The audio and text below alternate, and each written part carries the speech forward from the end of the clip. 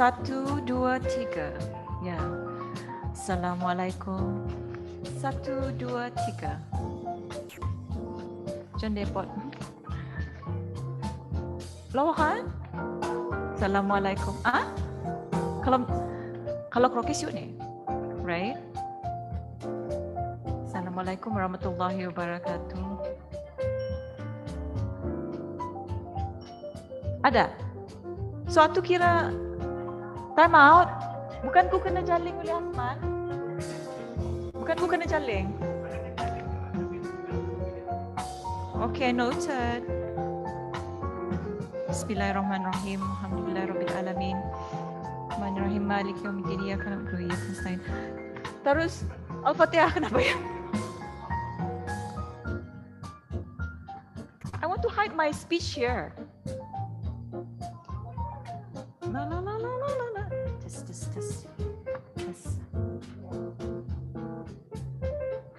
Adimas, are you going to wear mask here? You are. Okay. Atau kita bayar?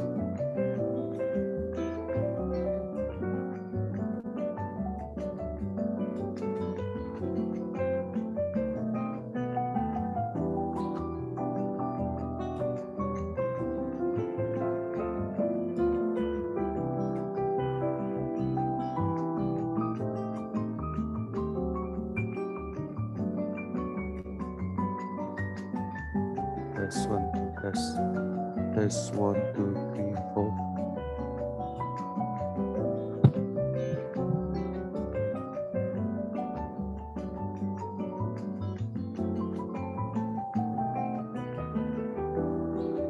Test 1, 2, 3, 4. Test.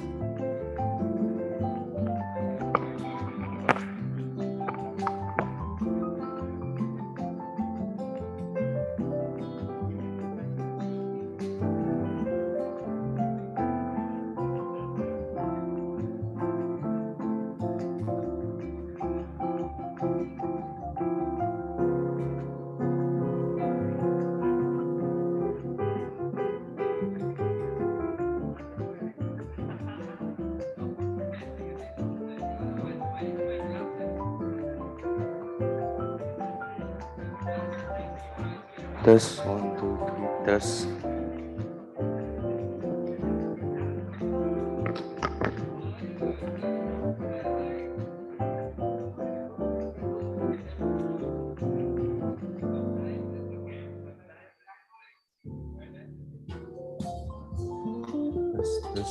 Test 1, 2, 3. Test 1, 2.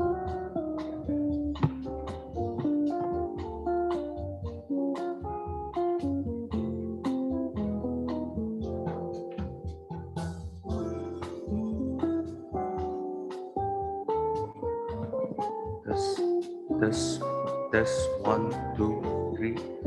Test 1, 2, 3. Test.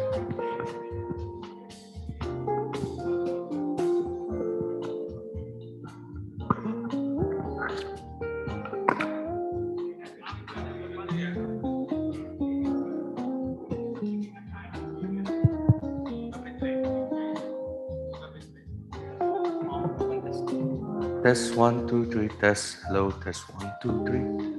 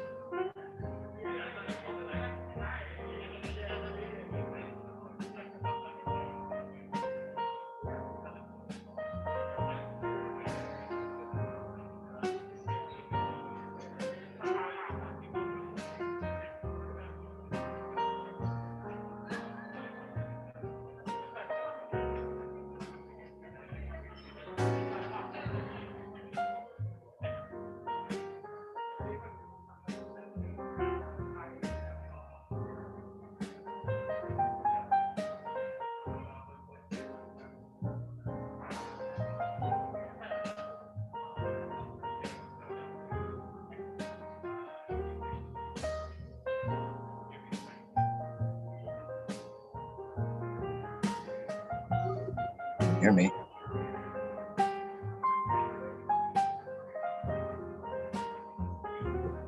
Can you hear me? Nick, can you hear the video? Yes, The I music? can. Hello? Can you speak up? Yes, can you hear me? Okay, we can hear you. Is everything okay? Yes, everything okay. Thanks, Nick. Okay, thank you. I'll go ahead and turn off my video and I'll turn it back on when the event starts.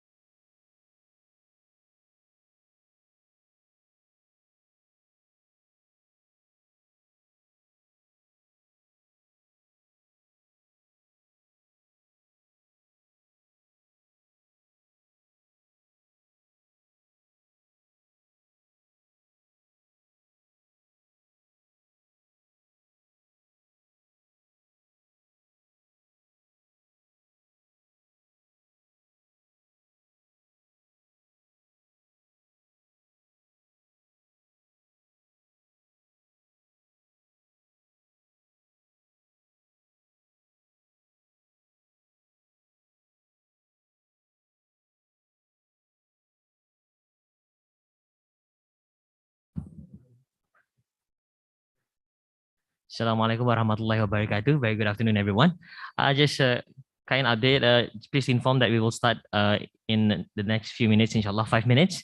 So can everyone please take their respective seats and feel free to fill in the vacant table or seats in front of you so that you can have a closer look and closer, more casual, intimate session with the panelists for this afternoon.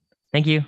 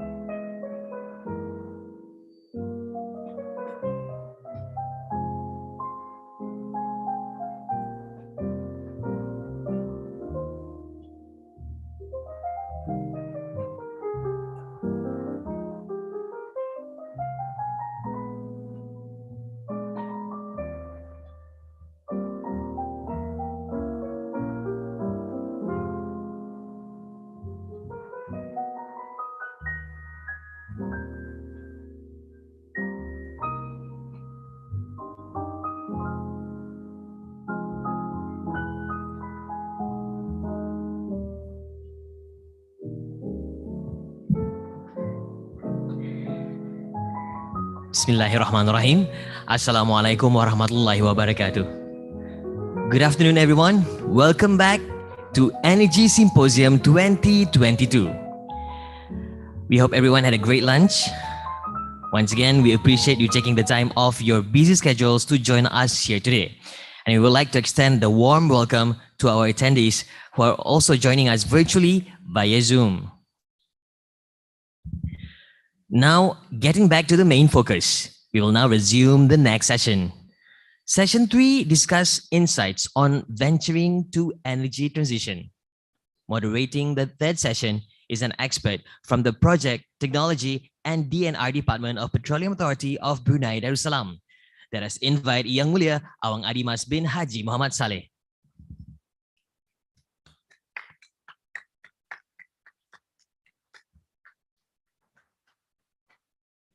Before we invite our expert panelists for this afternoon, just a little bit of sharing as part of improvement from this morning. Now, ladies and gentlemen, we now have a designated bell to facilitate the time flow. Speakers, when you hear this sound, that means there's 2 minutes left for your individual session. Now, everyone, please welcome our panelists for this session. Joining us virtually all the way from Germany, Mr. Nicholas Wagner, the Program Officer at the International Renewable Energy Agency, IRENA. Yes, hello. Good afternoon, good morning from Germany. Next, please welcome Dr. Nuki Agyautama, the Executive Director of the ASEAN Center for Energy, ACE.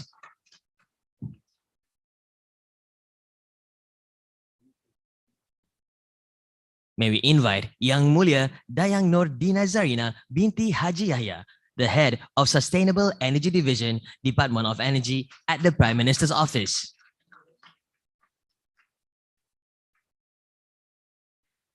And completing this panel is Mr. Filippo Gotti, the Managing Director of Accenture Energy. Please be informed that the question and answer session will be facilitated through Slido. The same QR code that enables everyone to post questions will be shown from time to time at the screen. We will now pass the floor to Yang Mulia Awang Adimas. Bismillahirrahmanirrahim. Assalamualaikum warahmatullahi wabarakatuh and good afternoon to everyone.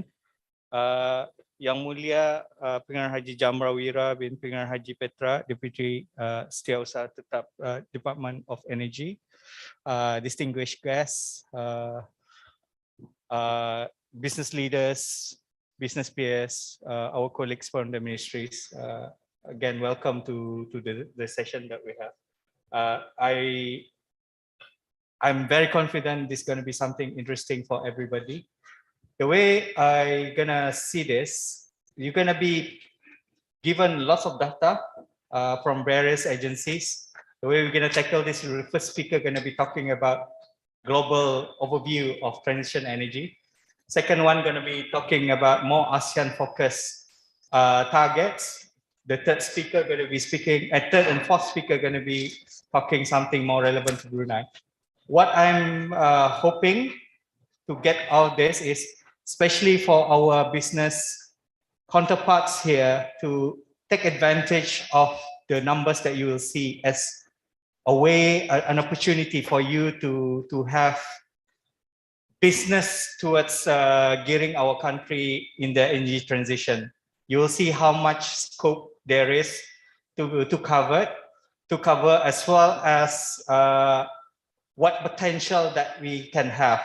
So you can use this as basically a discussion point for your own business and to set up new opportunities coming out. And obviously, you see our experts here. They are also available after the session. Just grab them and then make full use of their expertise. They are definitely world experts in here. So ask them, take this opportunity to further your business. So I'm really hoping that you can take advantage of this opportunity. Going back to the topic that we have, energy transition, is something that has been buzzing, like it's even part of our kind of like theme for today. So it is something that we cannot avoid anymore. It's something that we just have to face on. And then you'll see the challenge, the challenges that we are facing globally, regionally, and also locally in Brunei by these speakers. So just like the way we Bruneian do things, right? We do things via muzakarah, via discussion. So the discussion that we among the people that is in this room, from the ministries and the business leaders and also service providers, academics, if I couldn't find any, but academics, if they have, please think of what you can do to enable this transition. Where Petroleum Authority coming in is, we will try to become enablers in all the transition energy journey that you have. There are still things that are yet to be done, but take this as an opportunity rather than a blocker to venture into that. With that, I'm gonna start the session with our first speaker. So you can, different to the previous two sessions, you can close your Slido as often that you want. I'm gonna continue to track it, and then right after each session, I'll ask them question if we have enough time in the 15 minutes they are allocated. So with that, I'll give you the first speaker, but I was asked to introduce him. So I'm gonna read your bio, Mr. Nicholas Wagner. So bear with me.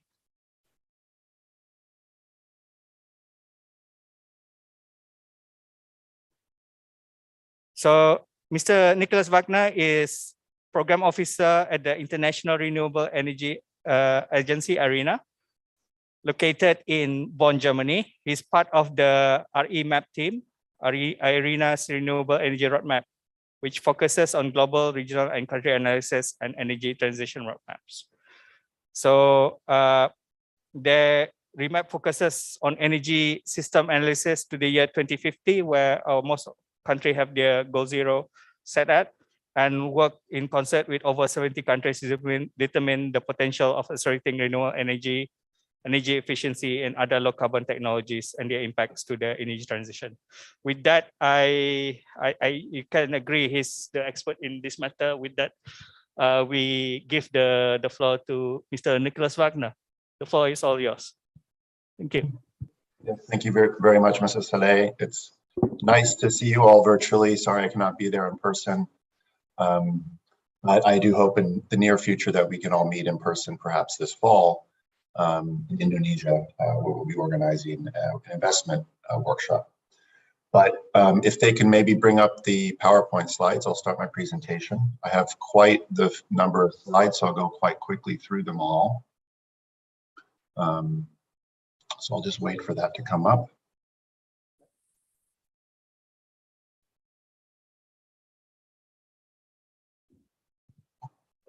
Okay, great, thank you. So next slide, please. In case you don't know IRENA, we've been around for about a decade. We have near universal membership with about 184 member countries as members or states in accession.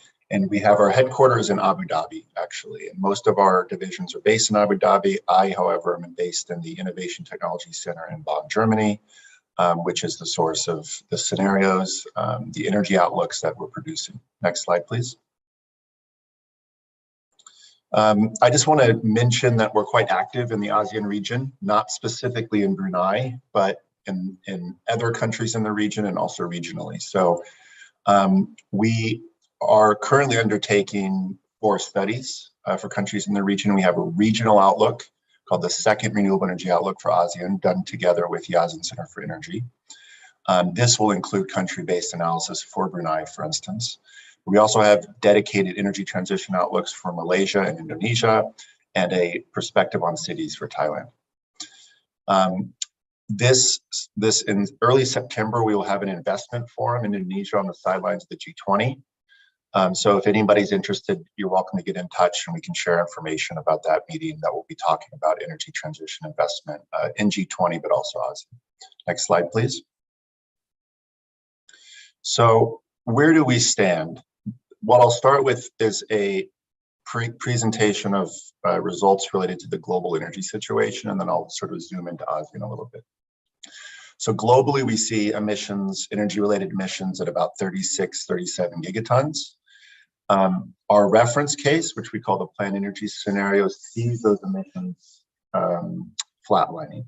There's a chance they grow in a more baseline energy situation, but we think that based on government plans and policies, we could see emissions flatline, which is better than growing, but it's clearly not where we need to be. To meet the 1.5 degree target of the Paris Agreement, we need to see emissions decline to net zero emissions by 2050 at the very latest. And what you really need is a very steep downward trajectory in emissions, particularly over the next decade. And so you can see here that emission reductions need to occur across all sectors. They also need to occur outside of energy, but we just take a snapshot look at energy. Next slide, please. Now, there has been progress. So if we look at the most recent pledges from the Glasgow Climate Summit, including countries' net zero energy pledges, of which many large energy consumers, United States, EU, even Indonesia, have indicated a desire to reach net zero emissions by around mid-century.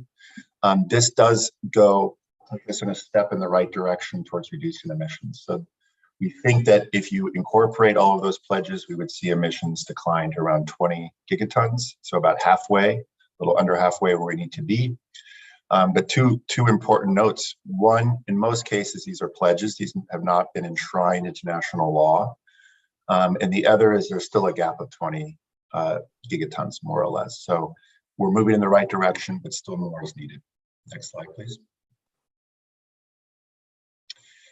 If we look at the types of technologies based on our analysis that can reduce emissions to net zero, you'll see the importance of the end-use sectors. So what we have here is a broad categorization of the types of technologies and measures that are needed to reach net zero. And there's no, the point being is there's no single solution. It's not just a matter of utilizing only solar, for instance. You need to incorporate renewables and end use. You need to focus on energy efficiency. That should be a first principle. You need to electrify where you can. You need to use hydrogen as the energy vector. And there is still a role for CCS or other carbon dioxide removal. So you can see as we move, let's say, towards from the sectors such as the building sector, which utilizes mostly direct use of electricity, and efficiency, to transport, where we need not just electrification, but also some hydrogen applications, to industry, where we think the role of CCS is actually quite pronounced as well, in addition to the other types of technologies. Next slide, please. And we've indicated in our World Energy Transitions Outlook some key, let's say, indicators that can result in net zero emissions. One is the electricity sector largely needs to become renewable based, and needs to become zero carbon, of course, but renewables based. So we think there's a role to have the energy mix around 90%.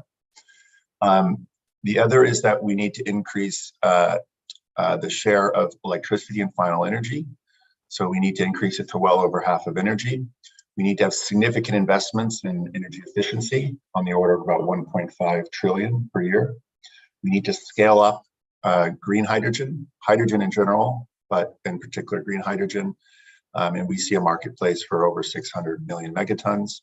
And we need to address the existing or certain types of fossil fuel emitting sources, largely in industry, through the use of carbon dioxide removal. Next slide, please. And we see on final energy level a pretty significant change in the energy matrix. And you can see here that electricity becomes the dominant energy carrier. We also need to see scale up in modern biomass. We need to see scale up in hydrogen and other renewables. So you can see the mix on the tree map on the right. And we also, as a result of efficiency and electrification, we're able to constrain energy demand growth to about levels similar to today, or actually slightly lower, about 350 exajoule. Next slide, please. What is driving the change? Well, I think we're all aware of the significant cost reductions that are occurring in the renewables, in renewable power. This has been a decade or more long trend. It's continued. It's continuing, though the rate of decline isn't what it used to be, but nonetheless, all major renewable sources in most markets fall within a competitive or on the lower cost end of generation sources compared to fossil fuels. You can see I don't know how obvious it is, but you can see a fossil fuel bandwidth. Of course, this is power system dependent, but generally in most markets, solar PV, and if there's wind resource, competes well on cost, if not is the lowest cost. Next slide, please. So the result of that is that we've already seen significant uptake in renewables until now. We think this trend will continue. In addition to energy demand growth, electrification and also the production of green hydrogen requires that we really build out a lot of power system capacity. You can see that the total generation grows from around 30,000 terawatt hours to 90,000 terawatt hours. And we install many, many thousands of gigawatts of renewable power technologies. There's, for instance, 14,000 gigawatts of solar PV. And there's a lot of other technologies as well. So you can see that growth. Next slide, please. I just want to point out that for some countries, the types of materials that are needed to produce energy transition enabling technologies, so not just like wind turbines and solar panels, but batteries, electrolyzers, the types of technologies that are needed to enable the transition, requires a scale up of certain types of materials. So you can see here a few key materials: copper, nickel, lithium, and neodymium. And you can see growth levels on the order of a doubling to a tripling. And certain countries in ASEAN, not specifically Brunei, but for instance, Philippines, Indonesia, Thailand, are sources of many of these materials. So there's an opportunity there to capitalize on that. Next slide, please. And the investment that's needed in the region, we think amounts to about 141 billion per year out to the year 2050. So it's a pretty significant number, but it's certainly a doable number. This is not, the incremental investment needed for a transition is not much more than what's going to happen anyway in a more business as usual reference case. It's just the type of investments change towards renewables, towards efficiency, towards energy transition technologies, and towards infrastructure. Next slide, please. And in case you want to know more, We have a very detailed report online that indicates the transition, what types of shifts and technologies, what the magnitude is. And there's a lot of really nice infographics that kind of talk about the types of technologies. This is just a snapshot to give you an idea, but I do encourage you to have a look. Next slide, please. Okay, next slide. What we also do, in addition to the global perspective, we do regional reports and country reports.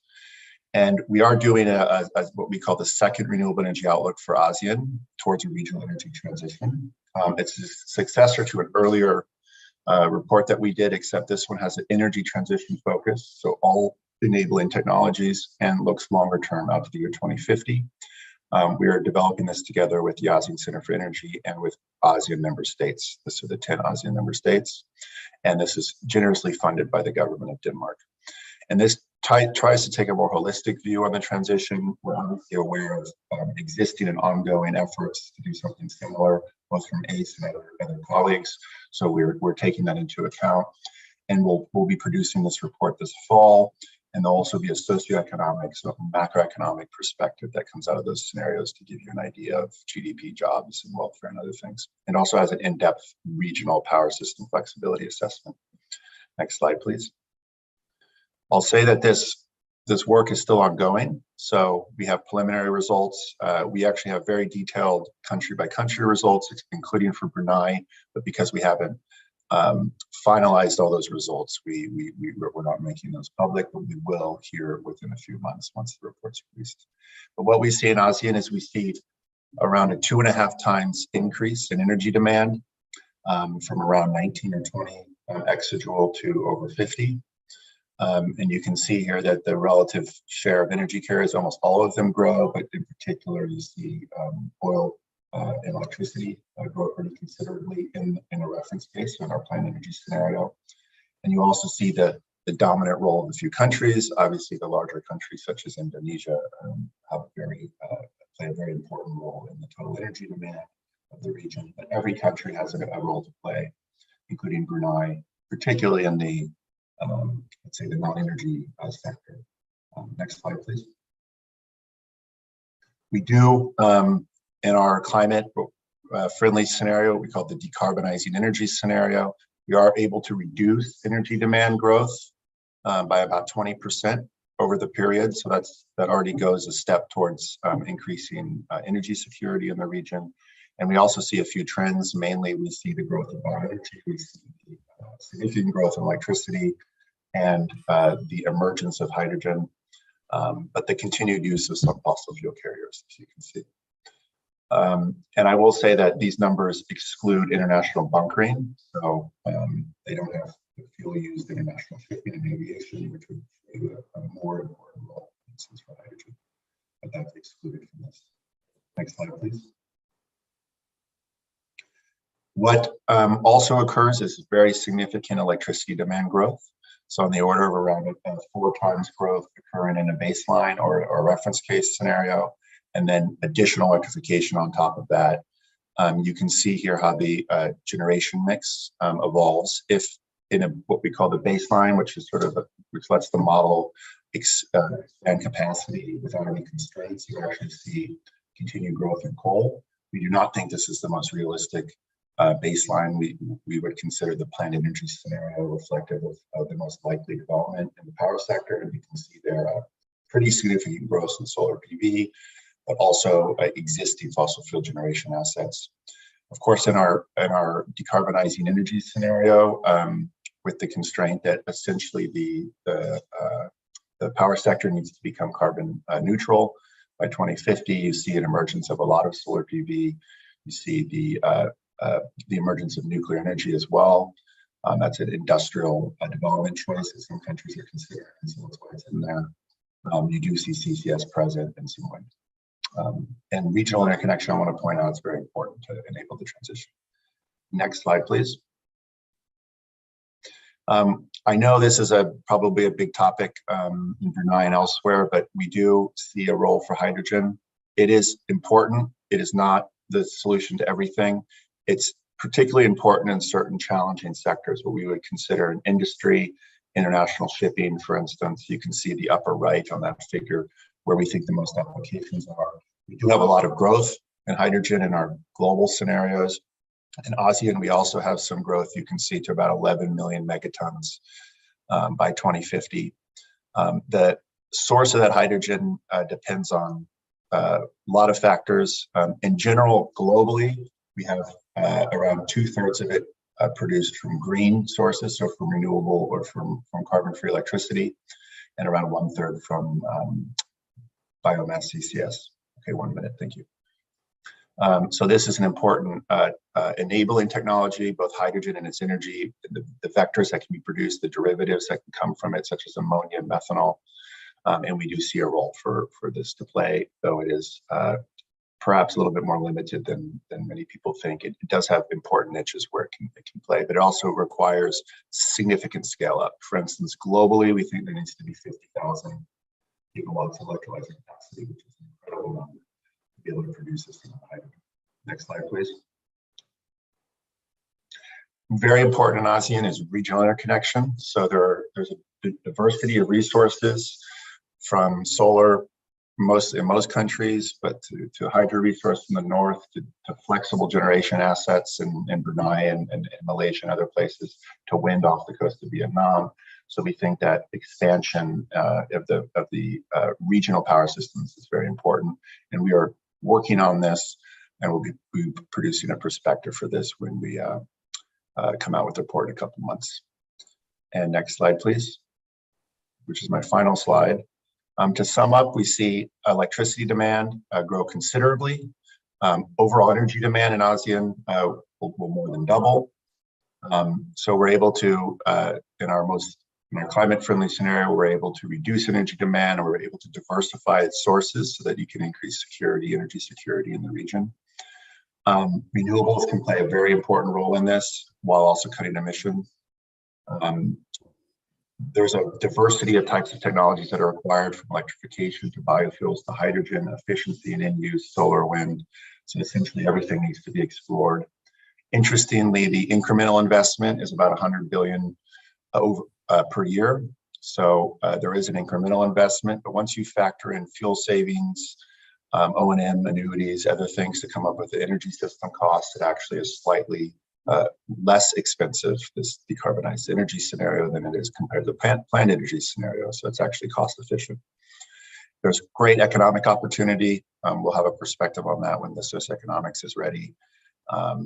And so all in all, we think it's a very compelling case to move forward with the energy transition as we've set out. And it's also necessary because that's kind of the direction the political momentum globally is going, so it needs to be realized. So I think that's my last slide, and I thank everybody for listening to me. I hope it wasn't too fast, and happy for any questions you have. Thank you very much, Mr. Nicholas Wagner. We have a question, but in the interest of time, we will reserve it for the discussion later. Thank you again, Oliver from Bonn, Germany, for joining us in this symposium. So for the next speaker, I would like to call upon Dr. Nuki Agia-Utama, who is the Executive Director of ASEAN Center for Energy, ACE, and reporting directly to international organizer under ASEAN entities, and reporting to Governing Council consists of ministries, Ministry Energy in ASEAN member states. He is currently an advisory board member of Asia Pacific Energy Research Center, World Economic Forum, Global Future Councils, and the Energy Working Group of UN ESCAPE. We've met Dr. Nuki all these years, so this is the first time we met each other, but I know he's the expert in his matter. The floor is all yours. Thank you.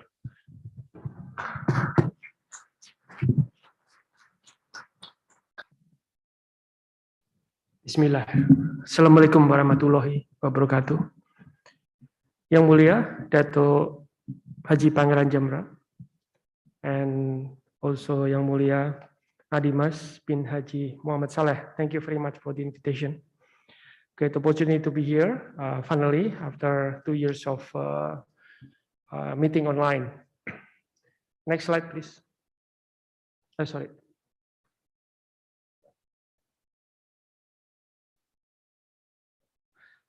Before I'm going to the regional issues on RE, just want to give a perspective on how the global energy consumption regard with the primary energy supply. Historically, we are relying on the resource which is renewable. You can see down there is biomass. For more than 100 years before we found coal, we still rely on biomass. And afterwards, there is a transition towards coal, and the industrialization era starts. And along the way, we found oil, and again, increasing of the industrialization era. And then currently consisting of the oil, coal, as well as natural gas. And I believe natural gas will be the next feature of energy supply in the world.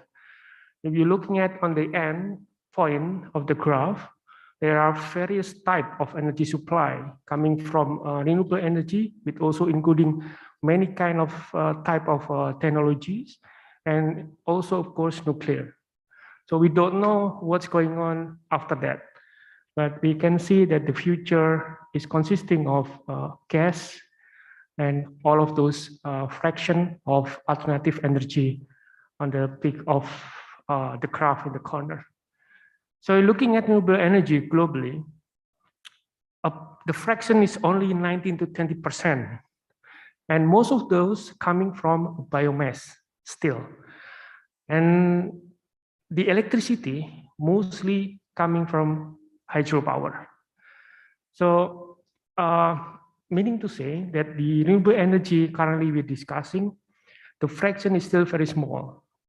PV, wind, biogas, geothermal, ocean power, you name it, still very small. So before starting to the Southeast Asia, just want to give you a perspective on the backbone energy activities in ASEAN region. We have this so-called the ASEAN Plan of Action for Energy Cooperation, or APAC in short. And this year is the phase 2, starting 2016 to 2025. The phase 2 starting 2021 will be ending 2025. You see over there is the keywords, very important keywords: energy security, accessibility, affordability, and of course, sustainability. So these main 4 keywords is important for the region to see what energy treated. And we add one sub-theme, which is accelerating energy transition and strengthening energy resilience through greater innovation and cooperation. The theme for the this mid-year conference is the transition and also I think security and transition. So meaning that this covering both the main theme, energy security, and also the energy transition, cannot be separated. On the APAC, we have 2 main targets. First is the renewable energy target, which is 23% in 2025 from renewable energy in total primary energy supply.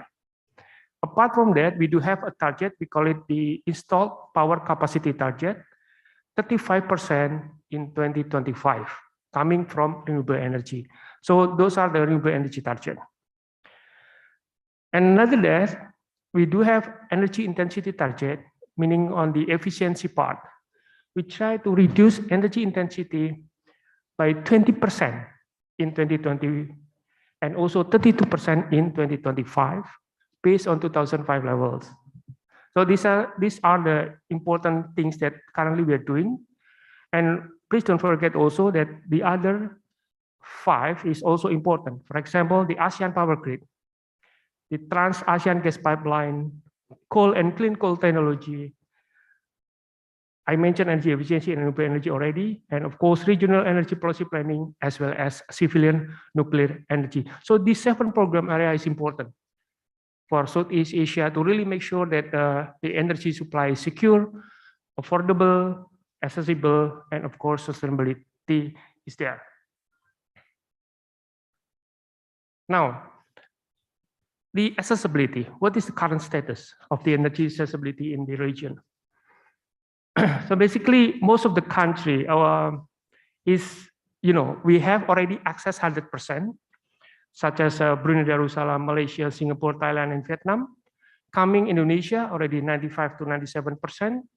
And the remaining, such as Cambodia, Laos PDR, Myanmar, and the Philippines coming through.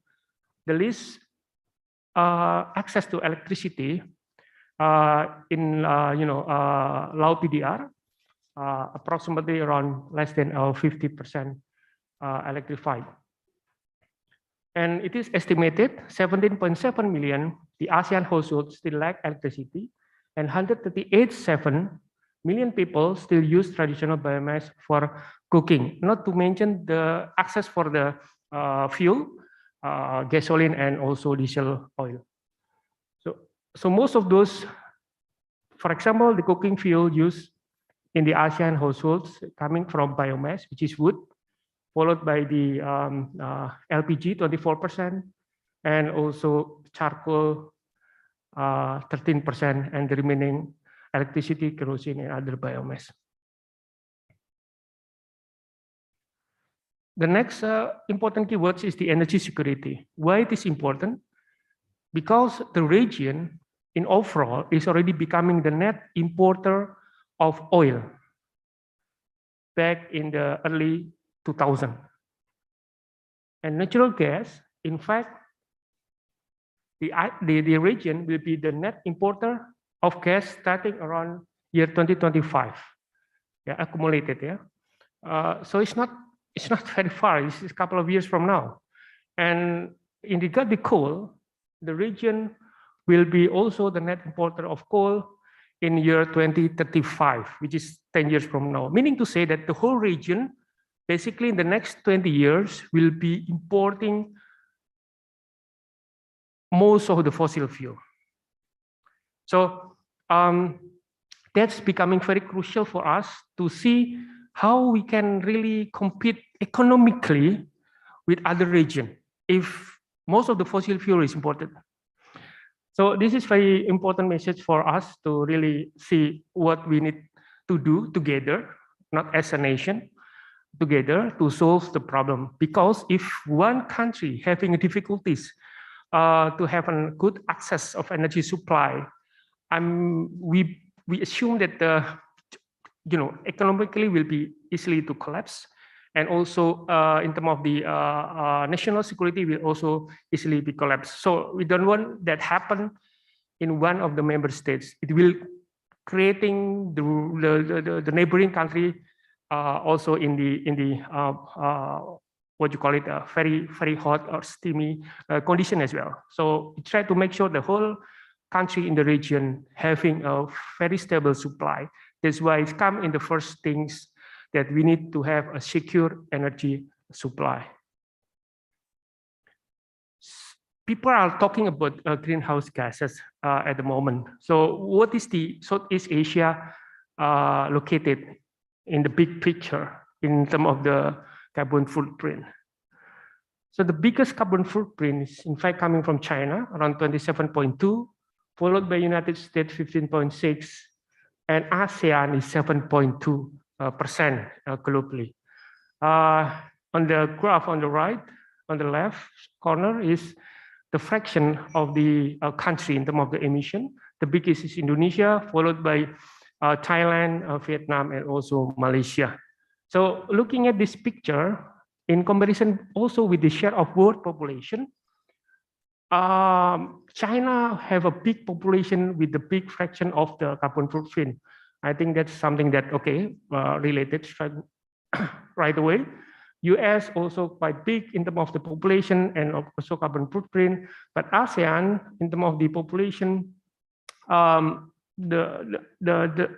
number is not that big, and also the emission in fact is also counted less than 10%. So if you're looking at the total primary energy supply, where is the renewable energy share?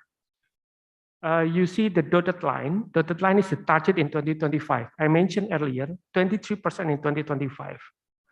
So that's the target of the ASEAN Plan of Action for Energy Cooperation, which is 10 member states.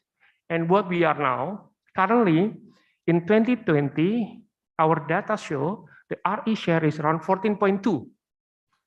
Yeah, increasing from 13.5 last year before, 2019, and 13.9 in 2018, a bit reduced in 2019, and increasing again in 2020 around 14.2.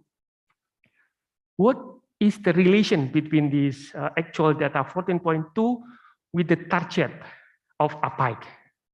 Yeah, the ASEAN Plan of Action Energy Cooperation have a target on 16% in 2020, and those year we reached 14.2. We still have around 1.8% gap. But what about the condition where the country try to implement their policy? That shows in the middle line, which is ATS.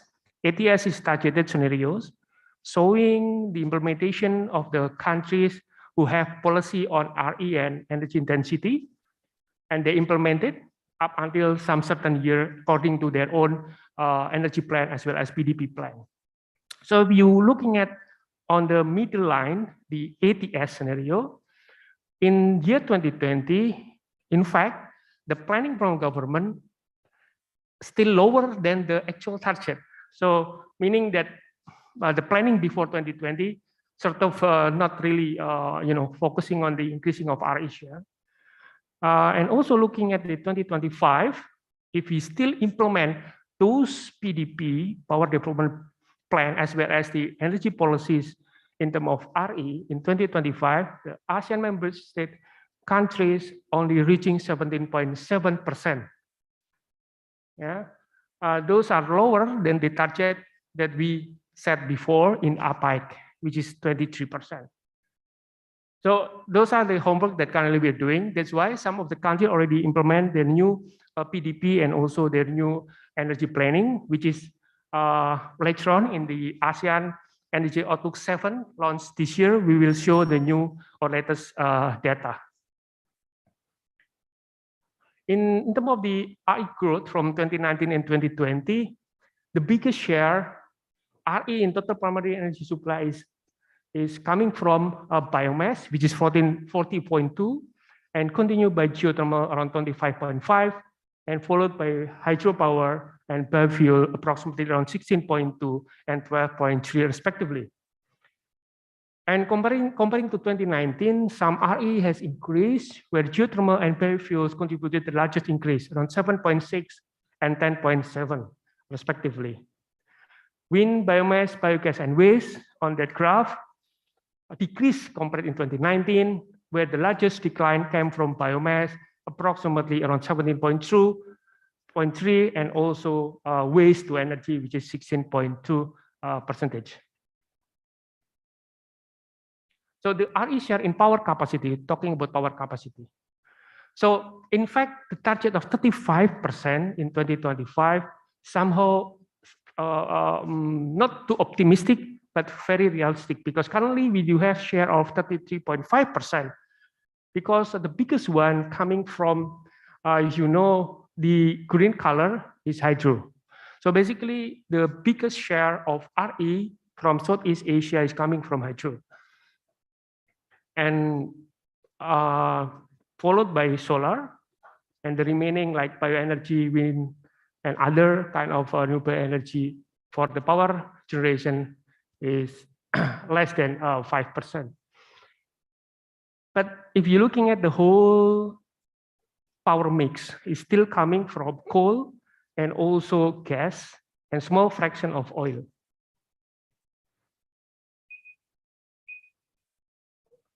The comparison RE with the fossil fuel capacity, I think I just want to quickly on this.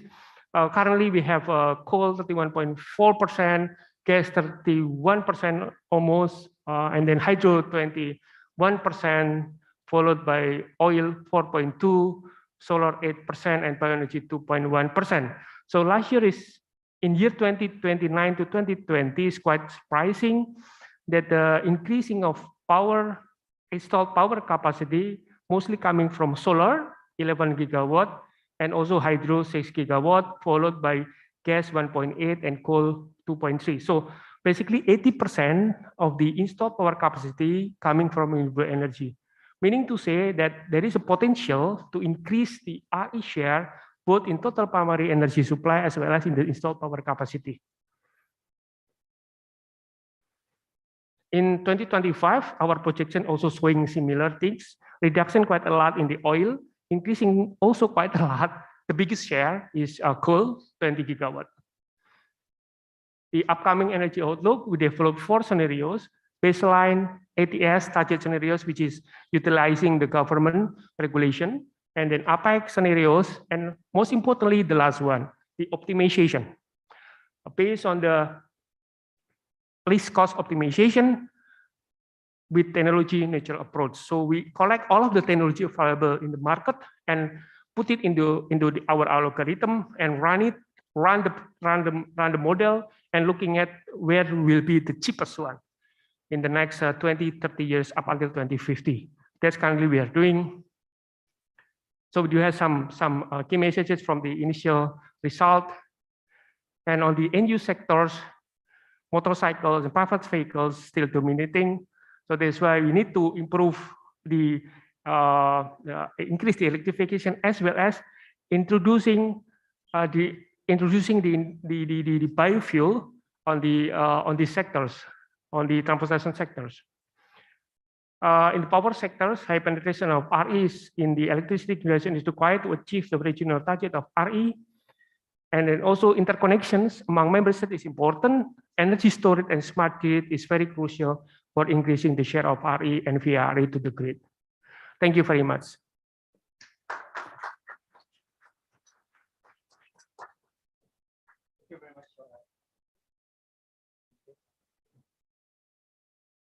Thank you very much for that insightful data. There are lots of things that we still yet to do in ASEAN.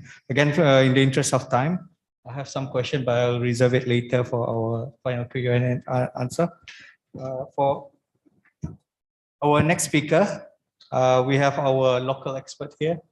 I would like to call upon Yang Mulia Dayang Nordina Zarina binti Haji Yahya, who is currently leading the Sustainable Energy Division at the Energy Department, Prime Minister's Office since April 2022.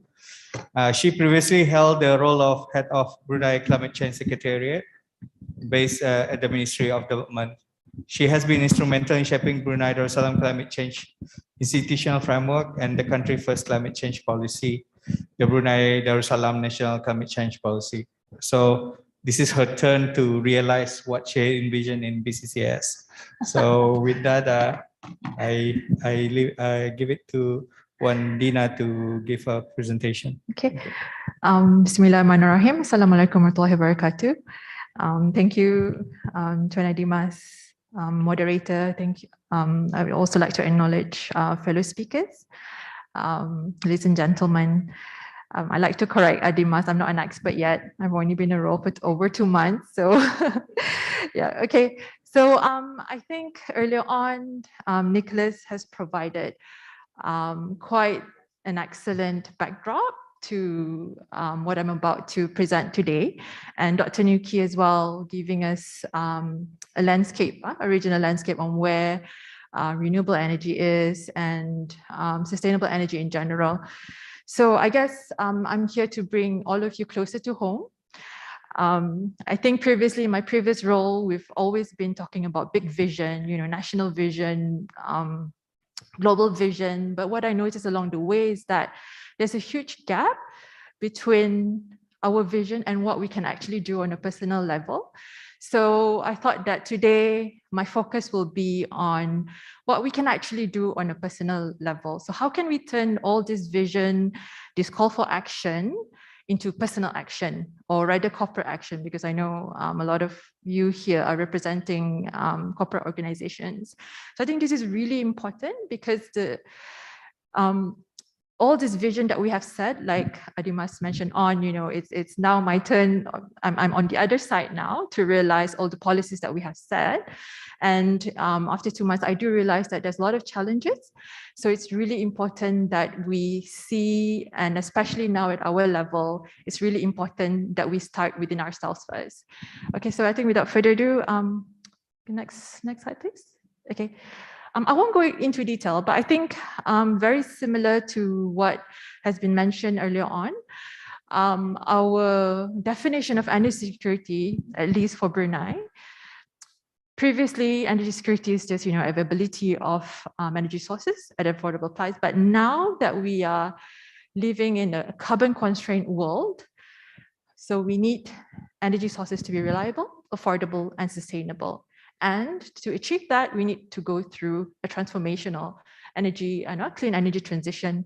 So I'm hoping that in the next 10 minutes, I'll be able to give you some personal choices, personal green choices on how you can actually be part of this clean energy transition journey with us. Okay, next slide.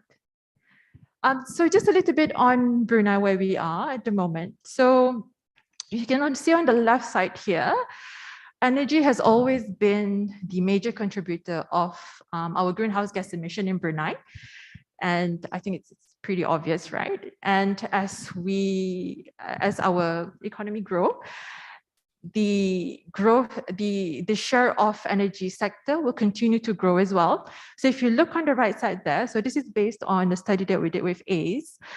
And if you look at the brown dot, so that's where our emission, Brunei's emission, will go if we do not do anything. So it's pretty high, right? Compared to where we are now at 2020. So in order for us to reach net zero, there's a huge decline there. I think I like what Nicholas mentioned earlier on, a steep decline. So how do we actually get that steep decline? So this needs clean energy transition. And I think it's beyond clean energy transition. We need to really step up our effort, and we're running out of time because as Nicholas mentioned as well, I like to quote, the 1.5 degrees window is closing.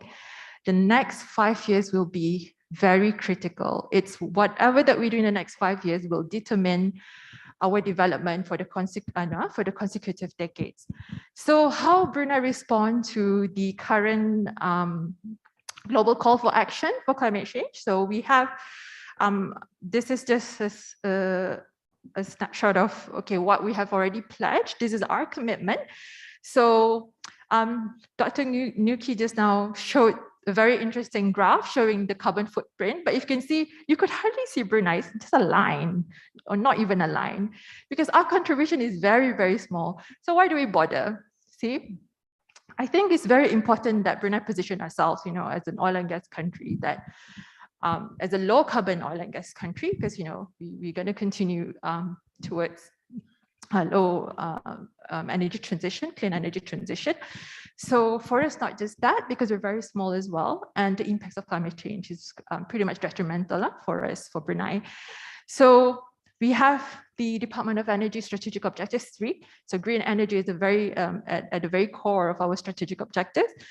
The climate change policy has set a very high target as well. The NDC is a mandatory pledge that Brunei has made to the UN. That's 20% by 2030, and then recently as well. So Brunei expressed intention to go towards net zero by 2050, as well as pledge to accelerate our renewable energy. So again, that steep decline there needs everybody's role to play. We really need everyone to play a part for us in order for us to achieve that steep decline there. Next slide, please. So how do we turn all this national vision that I mentioned, the 4 earlier on, and the call for action into action, into personal action, our personal action. So I'm gonna just focus on two really simple green choices that you can make here as individual. So if at least 30% of you leave this room today and just thinking that, oh, I can do this, I think that would be a success for me. Okay, next slide, please. Okay, so this is just to show our target. So this is the our national renewable energy target. It's pretty high. We have only 3.5 years to achieve 200 megawatt. Right now, we only have about 5.4 megawatt. So we need everybody's help again to achieve that high target. It's high, it's ambitious, but it's necessary. Then we have on the other side, the consumption side. I put this side by side together because there's always two sides of everything, right? So it's important when we look at clean energy transition, we have to look at both sides, the supply side as well as the consumption side. Okay, so on the consumption side, we've set a target to reduce our total energy consumption to 8% in the next 3.5 years, and then followed by 10% in 2035. And of course, through all this effort, we'll be reducing greenhouse gas emissions, reducing energy consumption, as well as reducing natural gas consumption. Next slide, please. So let's focus on the supply side action. What can you do? Next slide. Okay, so this is a mechanism that we have in place. Most of you probably do not know it, and I'm pretty sure some of you already know about this. So our high target of 200 megawatt that we need to achieve in 3.5 years, how are we going to achieve it?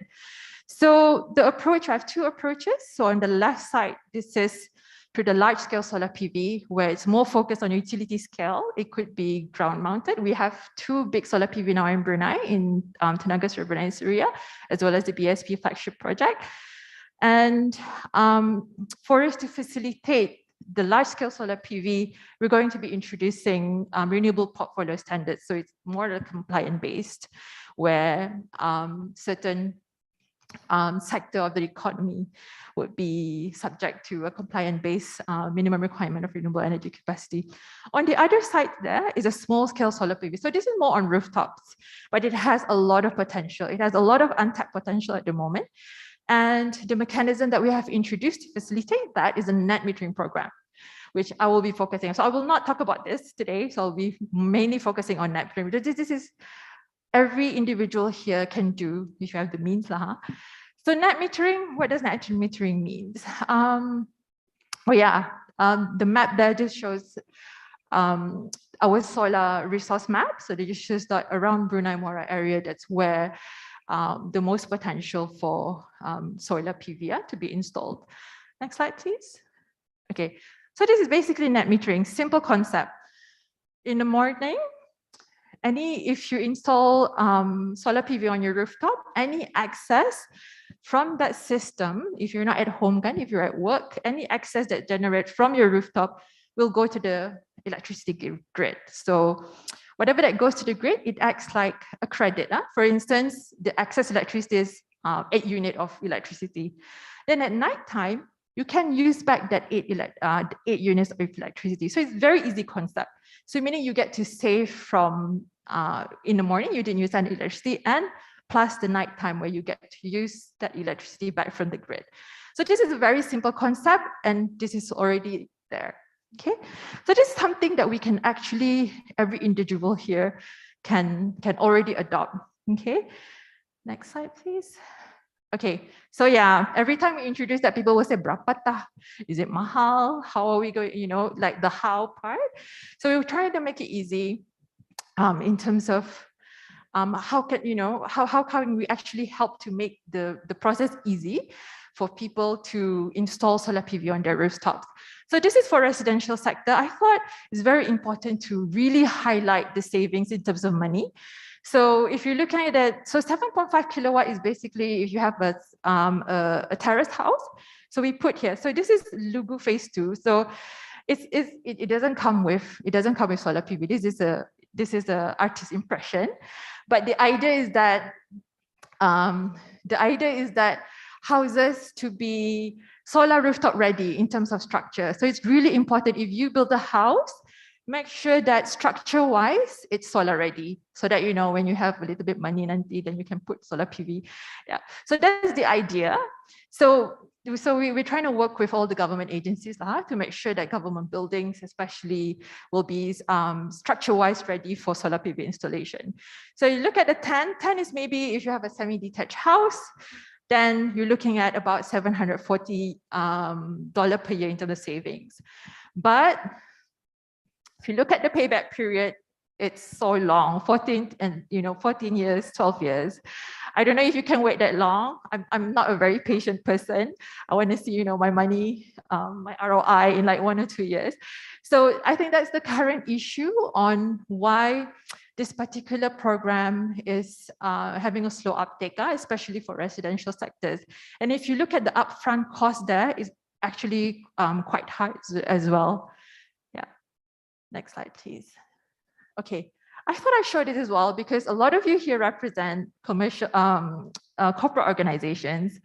And for commercial sector, it makes more sense because when you look at the different system, the different capacity, and the savings are much more as you use, as the capacity gets higher. And look at the payback period. If you use about 5,000 units, you can actually get your money back in 2 years. So, it is a worthwhile investment. Of course, the upfront cost is high, Yeah. So consider this for your offices, for your perhaps car park areas. Yeah. Next slide. Okay. So challenges. We've been rolling this program, I think, for almost a year now, and we've seen, I think, the number one challenge has been the high upfront cost. So if you look at the cost here that we have broken down, majority of the cost is from the solar panel itself, from the solar panel itself, and then followed by the net meter itself. So this is because there's not enough volume in Brunei. So if we actually can get more participants to buy solar panels to be part of this program, then hopefully we can bring down the cost. And the second one is the period, the payback period is just too long. It doesn't make sense for residential sector at this point. But of course, if you're on the high consumer end side, then it will be worthwhile economic-wise. Yeah. Next slide, please. Okay, so now let's look at the consumption side. Okay, in terms of action, what can you actually do on the consumption side? Next slide, please. So this has already been announced last year, but this is just a recap. So we'll be introducing or enforcing this standard labeling. I think you've already seen the other countries when you import, they already have this. But then again, once this is enforced, then anything that falls below the minimum energy standards, you will not see in the market. So I'm looking at you, if you have any means to buy, to have that green choice, try to buy 5-star appliances. Yeah. Okay. For this one, we'll be implementing in stages. So just we'll start with air conditioner, then followed by refrigerators, lighting, and water heaters. But this is again, this is the action that you can actually do at a very personal level. Next slide, please. So this is very interesting. So if you install a 2-kilowatt solar PV system, and you have all the 5-star appliances at home, you can actually be self-sufficient in the morning, and you can even have excess power. Well, I assume that you use 2 lights, 1 aircon, 1 fridge, 1 TV lah. Yeah. So I know it's not a typical Bruneian house. Yeah, but this is an idea if you wanna, if you wanna achieve low energy. I didn't put net zero specifically because at night time you still need to you still need to do a little, you still need to import a little bit from the grid. Yeah, but this is good. I would love to live in a house which is low energy like this. Yeah, so it is feasible as long as you. But yeah, so if you do adopt this model, then you'll be addressing both side of the clean energy transition, the supply side as well as the consumption side. Next slide, please. Yeah. The challenges for standard and labeling is that, of course, the higher star it is, the more expensive the appliances are. I think that's generally how it is. But then the running costs would be much cheaper. Second one is locked in. So because we haven't enforced this yet. So whatever is being sold now will be in the market for the next 9 to 10 years. So we'll still be seeing all these inefficient aircon in our energy system in the next 10 years at least. So we really need to, I mean, now, you know, you have the choice to not buy anything which is below the minimum energy standards. Next slide, please. So enablers, next slide, please.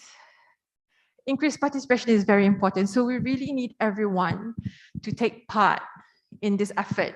Yeah, especially here as individuals. So as I mentioned earlier on, even if we can get 30% of you here, start thinking, I think that's good enough. That will be a good start. Okay, because I think there's a lot more that we can do as individuals.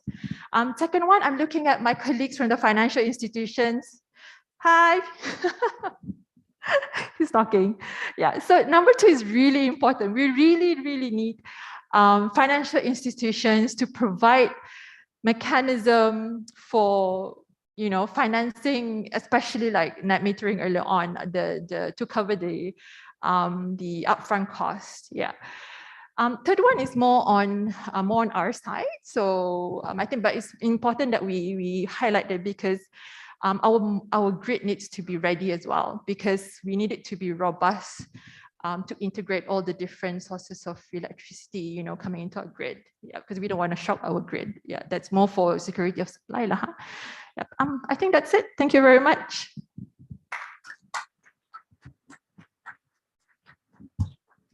Thank you very much, Pondina. Again, we will reserve the question for later in the interest of time. I would like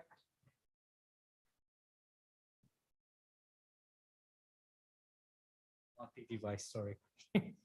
So I would like to, our next speaker, Mr. Filippo Gotti. He's Managing Director in Essential Energy Practice in Asia. He joined actually ENI in 2009 as Executive Assistant to the Head of Exploration and Production Division and took various major roles within EP. However, like in 2021, Filippo joined Essentia as the Managing Director and Senior Client Account Lead, covering large energy clients in Asia. At Essentia, he's also the leading the LNG practice for growth on markets. So with that, we would like to welcome Mr. Filippo to give his presentation. Thank you. Thank you very much.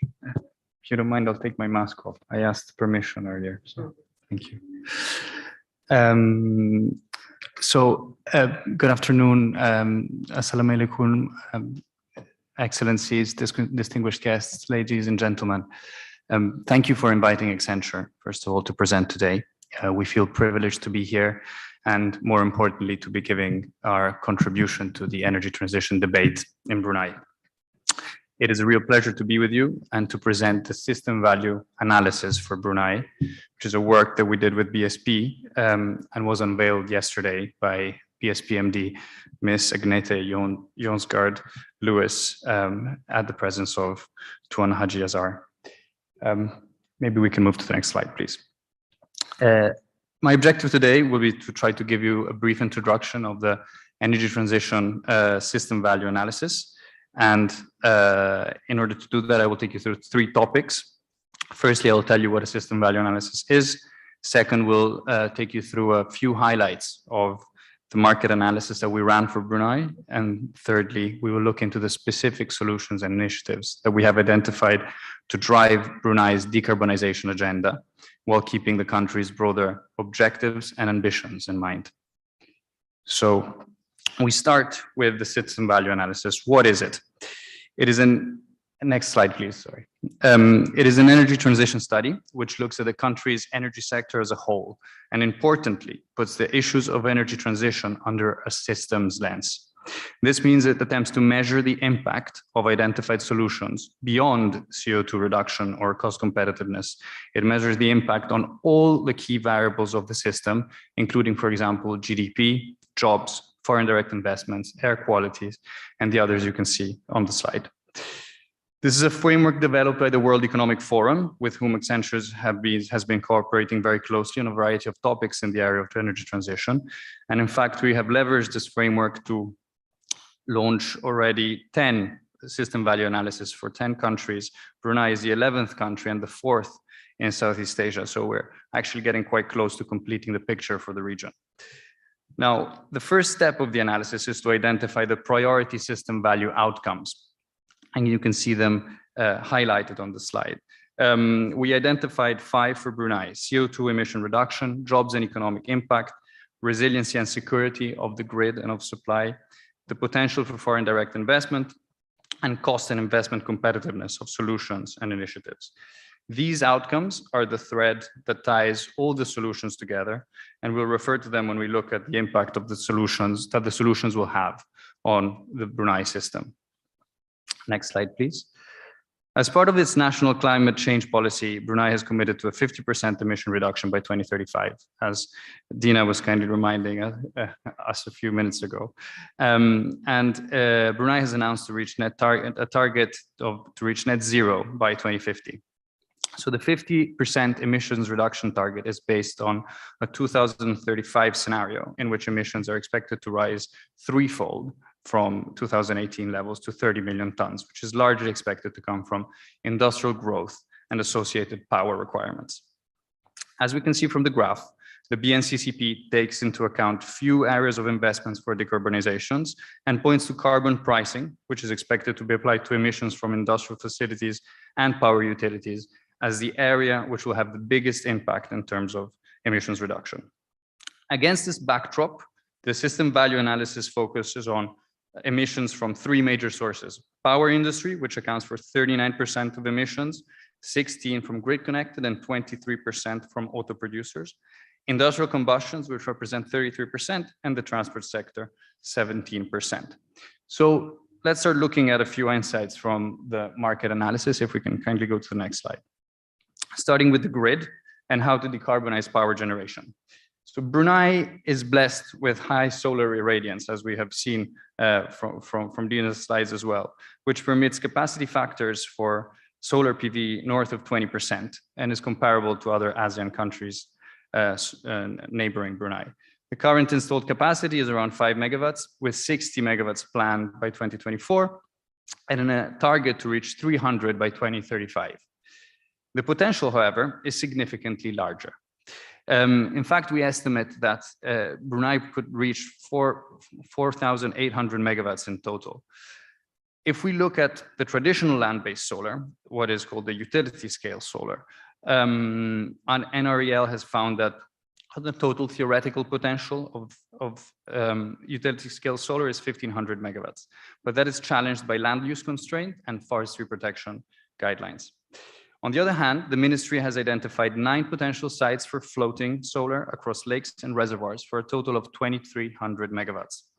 And finally, Accenture, during the study, has estimated that Brunei has potential for rooftop solar PV of 1,000 megawatts on the basis of data that we received from Brunei authorities. So actually, the total solar generation capacity is quite substantial. Especially if we compare it with the current generation capacity, which is of only 900 megawatts, 98% of which is gas-fired. So the question is, how is this potential going to be utilized?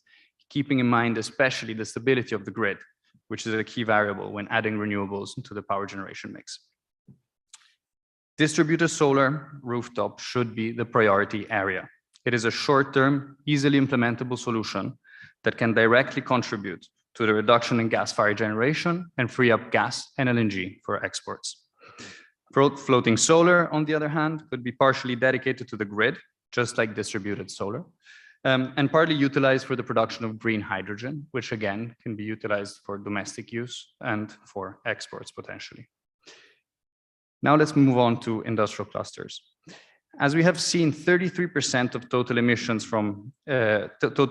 come from industrial combustion, and a large share of the 39% of the power generation emissions are related to industrial clusters. So the decarbonization of the industrial sector will be absolutely central to achieving Brunei's emissions in terms of reduction, targets in terms of emissions reduction. We have mapped the industrial clusters and identified 4 that house energy-intensive industries and 4 that can be considered lighter industrial emitters. The differentiation is key to identify the decarbonization solutions, as the lighter industries can largely be electrified using solar PV, while the heavier industries will require hydrogen and CCS to reduce hard-to-abate emissions.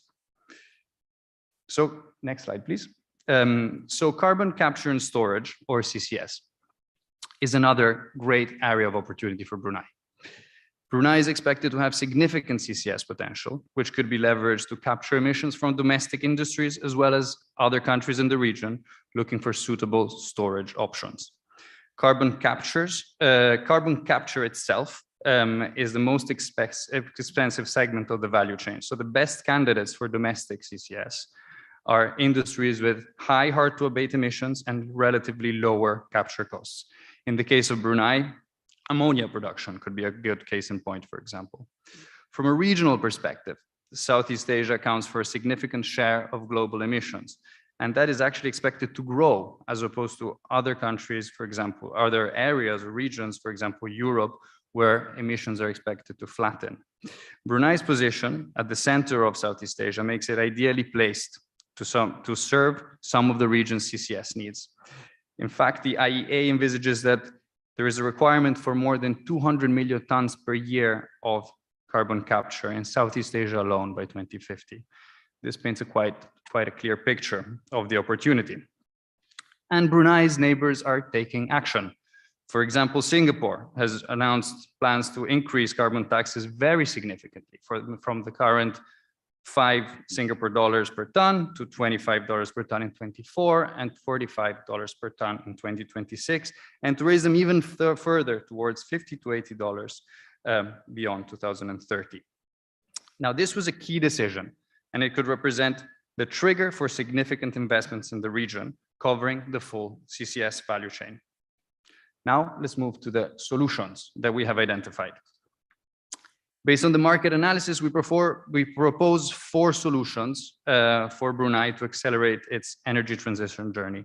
They are distributed solar for residential, commercial, and industrial use, floating solar for the grid and for green hydrogen production, and CCS for domestic and export, and finally, transport decarbonization through electrification and shared mobility.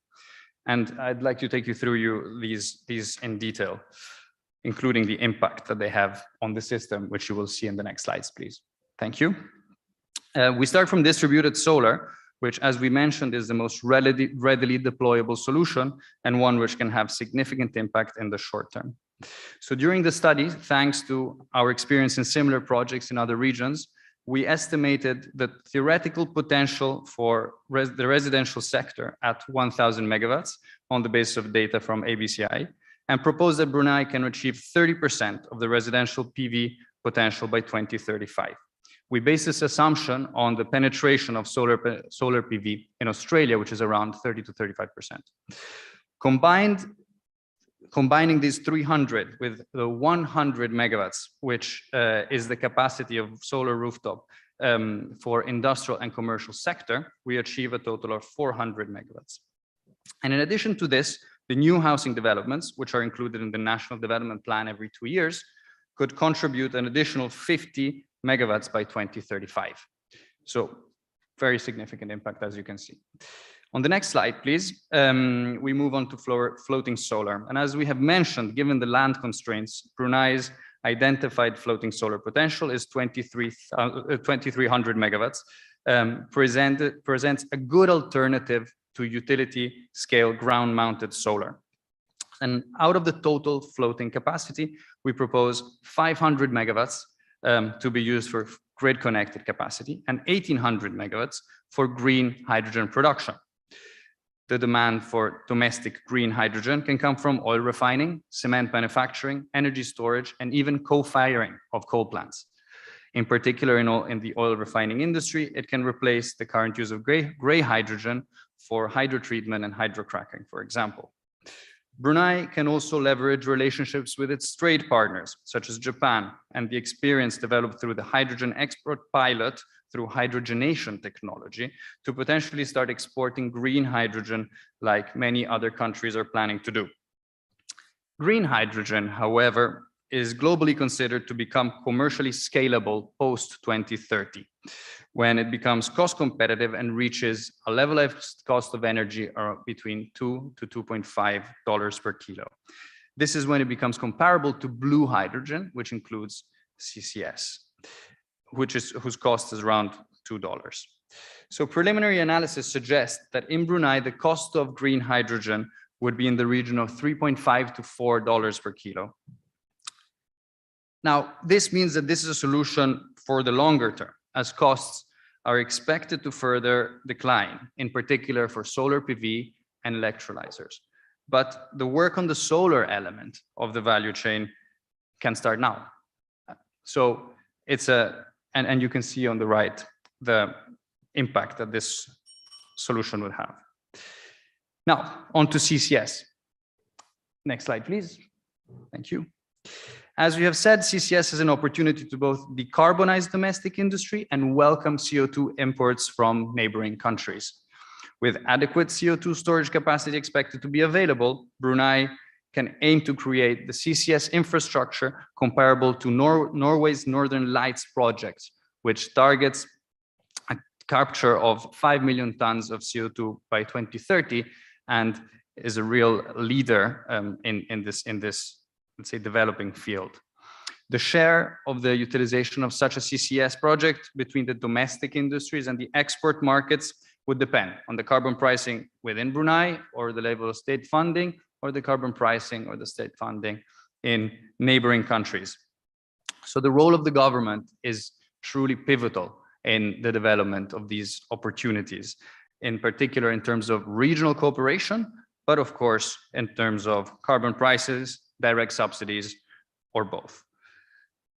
Investment in carbon capture, transport and storage infrastructure will greatly benefit from economies of scale associated with a great aggregating demand from both domestic and overseas industries. And therefore industrial clusters could be leveraged to create shared infrastructure to drive down CCS cost. And you can see, you saw earlier in the map where these industrial clusters lie in Southeast Asia. So this is not a short-term play, but the time to act is now.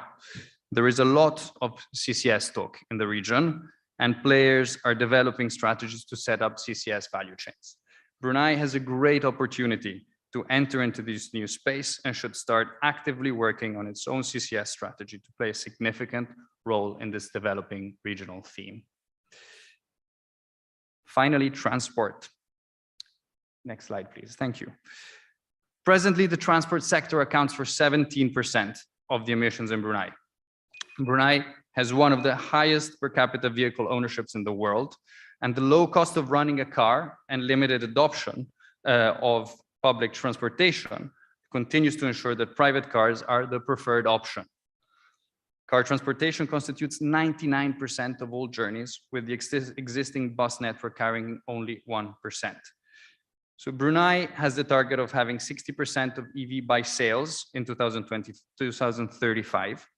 And to achieve this target, we estimate that there will be about 21,000 EVs in 2035 compared to 300 EVs in the country today. We believe this is a realistic yet ambitious target, and the deployment of charging infrastructure and availability of vehicles will be the key to making this happen and to make this scale.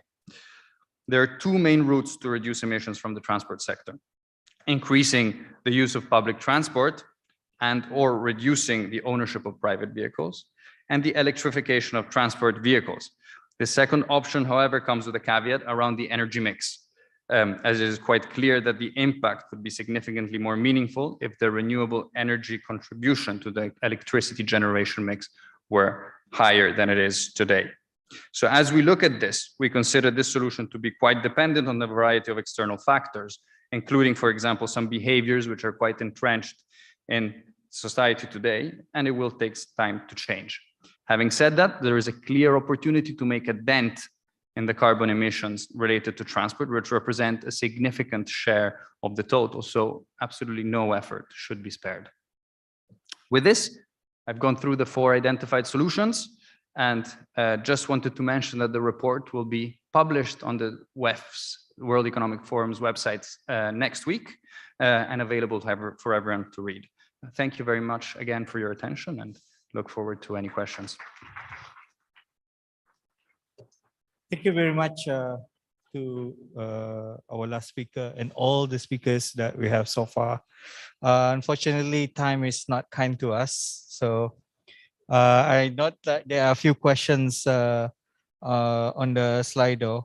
My recommendation is for those people ask this question to approach the people they address to after this during the break. But rather than we just leave it as like that, I want to give like half a minute each, if possible, some parting remarks from the people from our panelists. Probably Mr. Wagner, if you are still with us, half a minute parting remark. What do you feel is the priority that we need to do with the challenges we're facing right now? Mr. Wagner, to you for half a minute.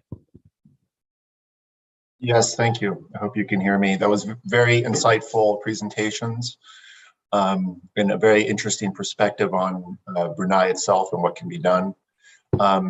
I think that the key takeaway is to remember that there isn't a single set of solutions. So as we've seen in the case of Brunei, there needs to be electrification and transport, the non-energy sector, hydrogen production, green hydrogen production, ammonia production, something that we also see in the scenarios that we'll be coming out with in a couple of years. Obviously, the role of solar PV is a big one as well, and we shouldn't forget efficiency as the first principle. So there's a wide set of solutions that are needed, but as I also indicated in my presentation, if you look at the overall cost structure of these types of transition technologies, in most cases, they actually come in well on cost, if not are more cost efficient than the competing fossil fuel types of technologies. So it can be done, and it can be done cost efficiently. So that's the message I want to leave everybody with. Sorry I couldn't be there in person, but I hope to see you all sometime soon in the region. Have a nice day. Bye-bye. Thank you very much, Mr. Wagner. I mean, the data you gave is very, very insightful on the urgency of the matter. But I would give Dr. Nuki to give his. Thank you very much. Important for having a connection, especially on the transmission interconnection.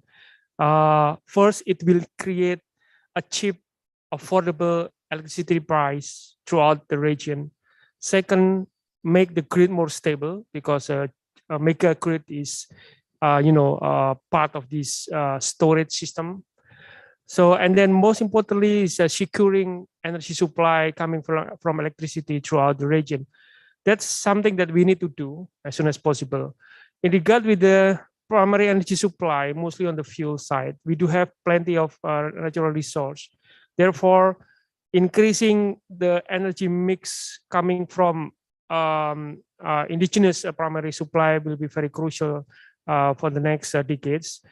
Assuming that the region will have fuel coming from hydrogen, coming from biofuel, coming from natural gas, coming from electricity in the gas station in the next 20-30 years. That will be the best mix that are available for the next couple of years in the region.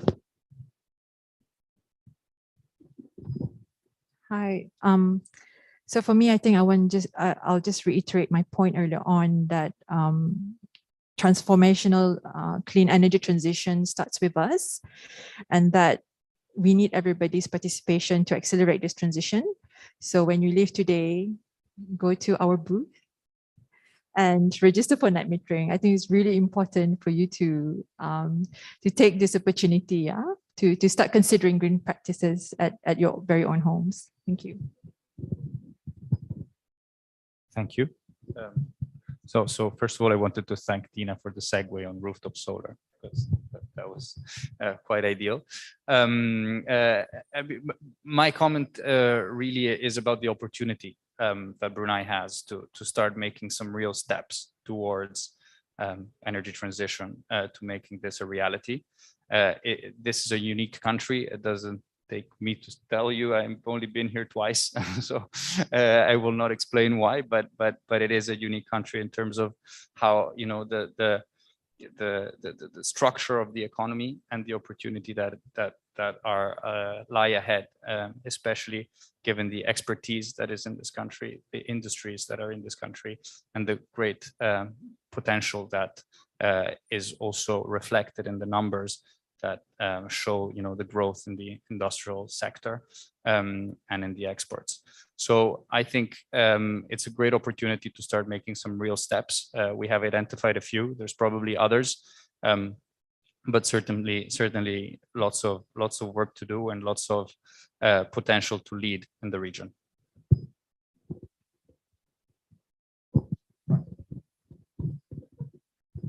Thank you very much for all our panelists, including Mr. Nicholas in Germany and our field of experts here.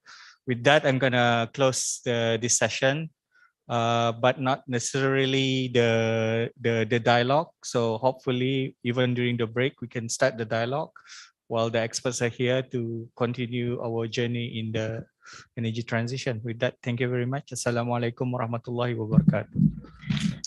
Waalaikumsalam warahmatullahi wabarakatuh. Thank you so much, Yang Mulia Awang Adimas.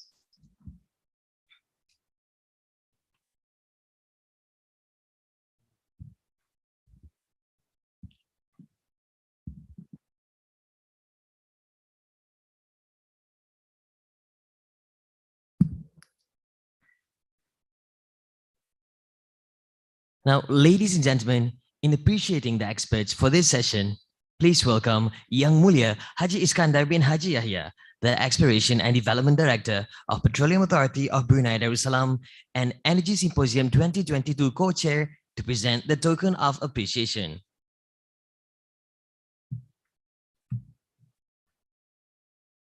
Please welcome back Dr. Nuki Agya Utama, the Executive Director of ASEAN Center for Energy, ACE.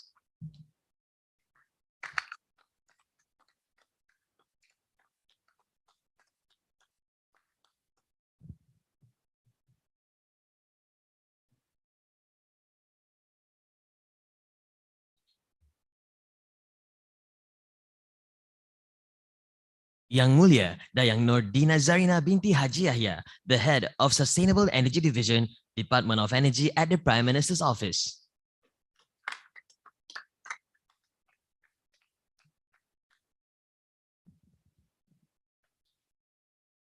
Mr. Filippo Gotti, the Managing Director of Accenture Energy.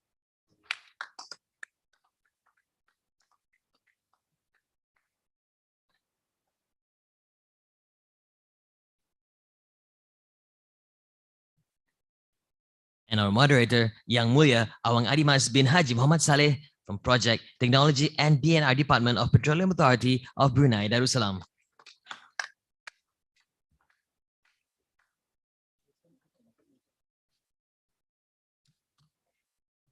Thank you so much, Yang Mulia Haji Iskandar.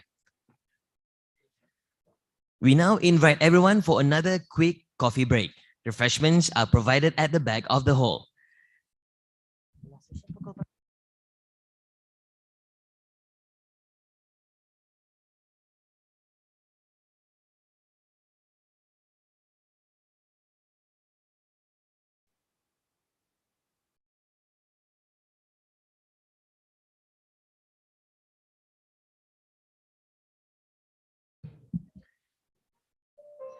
Kindly be informed the last session will resume at 3:50 p.m. We would appreciate if everyone could return to their seats 5 minutes before the start of the final session. Thank you, everyone. Have a good break. See you at the final session.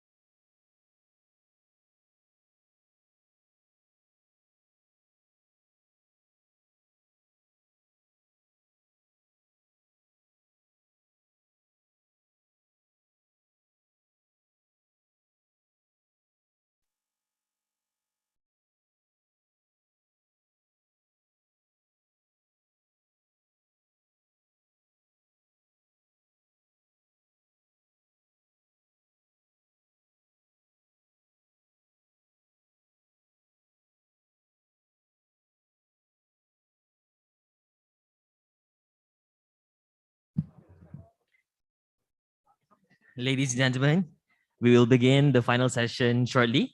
Appreciate everyone's cooperation to return back to your respective seats. And just like before, feel free to bring your refreshments to your table and you can enjoy them while listening to the final session.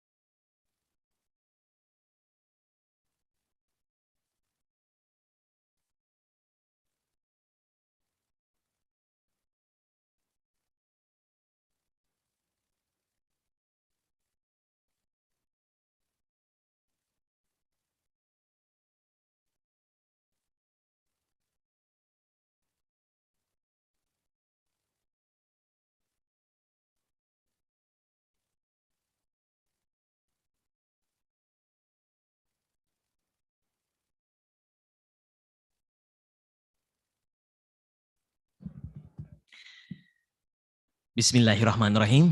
Good afternoon, everyone. Welcome back.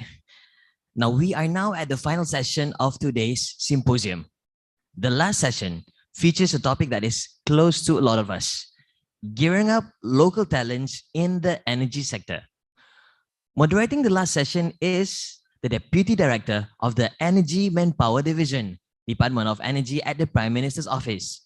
Please welcome Yang Mulia Awang Hazman bin Haji Junid.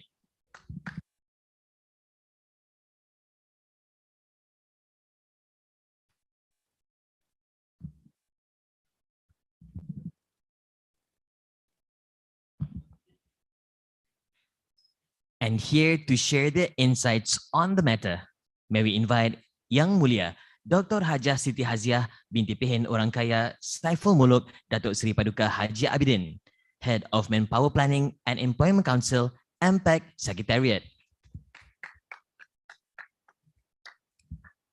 Yang Mulia Dayang Najla Hussalam binti Pehen Datuk Laila Raja, Major General Bersara Datuk Paduka Seri Haji Awang Halbi, the Business Opportunity Manager of Brunei Shell Petroleum Company, Sendirian Berhad.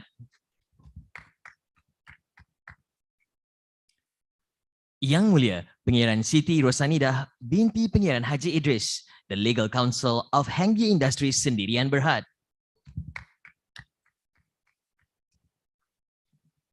Completing the panel, Yang Mulia Awang Abdul Azim bin Adis, the Business Development Executive of MKG Technical Services, Sendirian Berhad.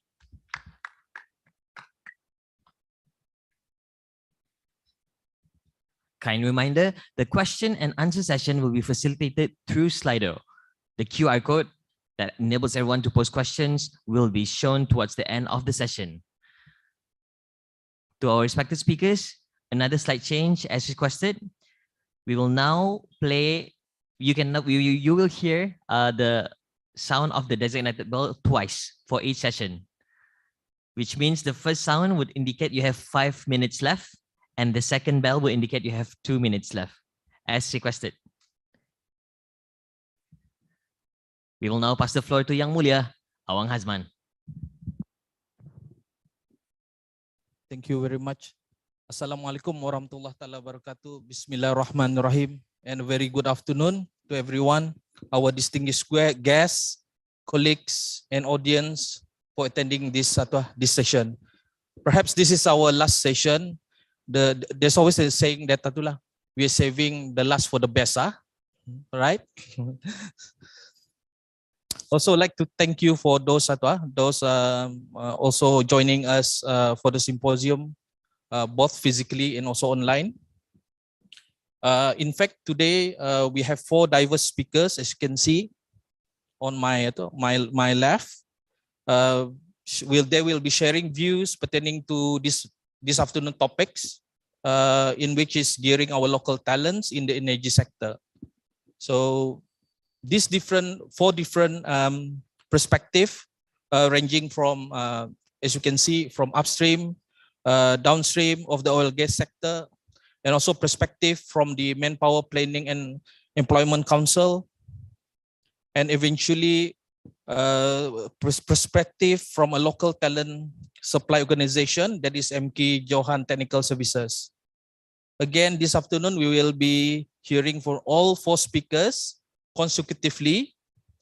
Then we will bring you to the Q&A session at the end of all the session for another 5 minutes before we conclude the session itself. So without any further ado, let me introduce you the background of our first speaker, who is sitting next on my left, who is Dr. Hajah Siti Haziah. Just a brief background about Dr. Siti Haziah. She graduated with a medical degree from University of Nottingham in 1995. And following that, she gained postgraduate qualification in family medicine and also in occupational medicine. She has more than 16 years of experience in leading teams in both public and also private sector of varying size and with diverse teams and customer background. Her career started with the Ministry of Health for 9 years as senior medical officer and adjunct lecturer for Institute of Health, University Brunei Darussalam, before she embarked on varied career path in the private sector as Chief Medical Officer, HSC and Crisis Management Manager, and as Leading and Development Manager with Brunei Shell Petroleum. Her achievement includes leading core team members for BSP Crisis Management Team with expertise in crisis management as Business Opportunity Manager for Capability, drove change in capability management in BSP, especially on competency development and assurance for HSC critical position. Currently, Dr. Hajah Siti Haziah has been seconded as Head of Manpower Planning and Employment Council Secretariat at the Prime Minister Office, in which this role has provided her an opportunity to indulge in her passion, which is developing people. Throughout her career, she has been very active in coaching and mentoring with a huge interest in helping young leaders, supervisors in building up their leadership skill. A recipient of Empower Women Award by WIN Women in Focus Network.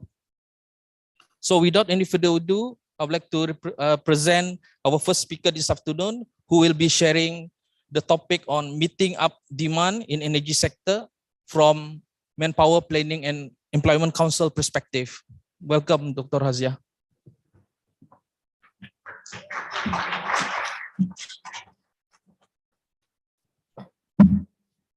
Bismillahirrahmanirrahim.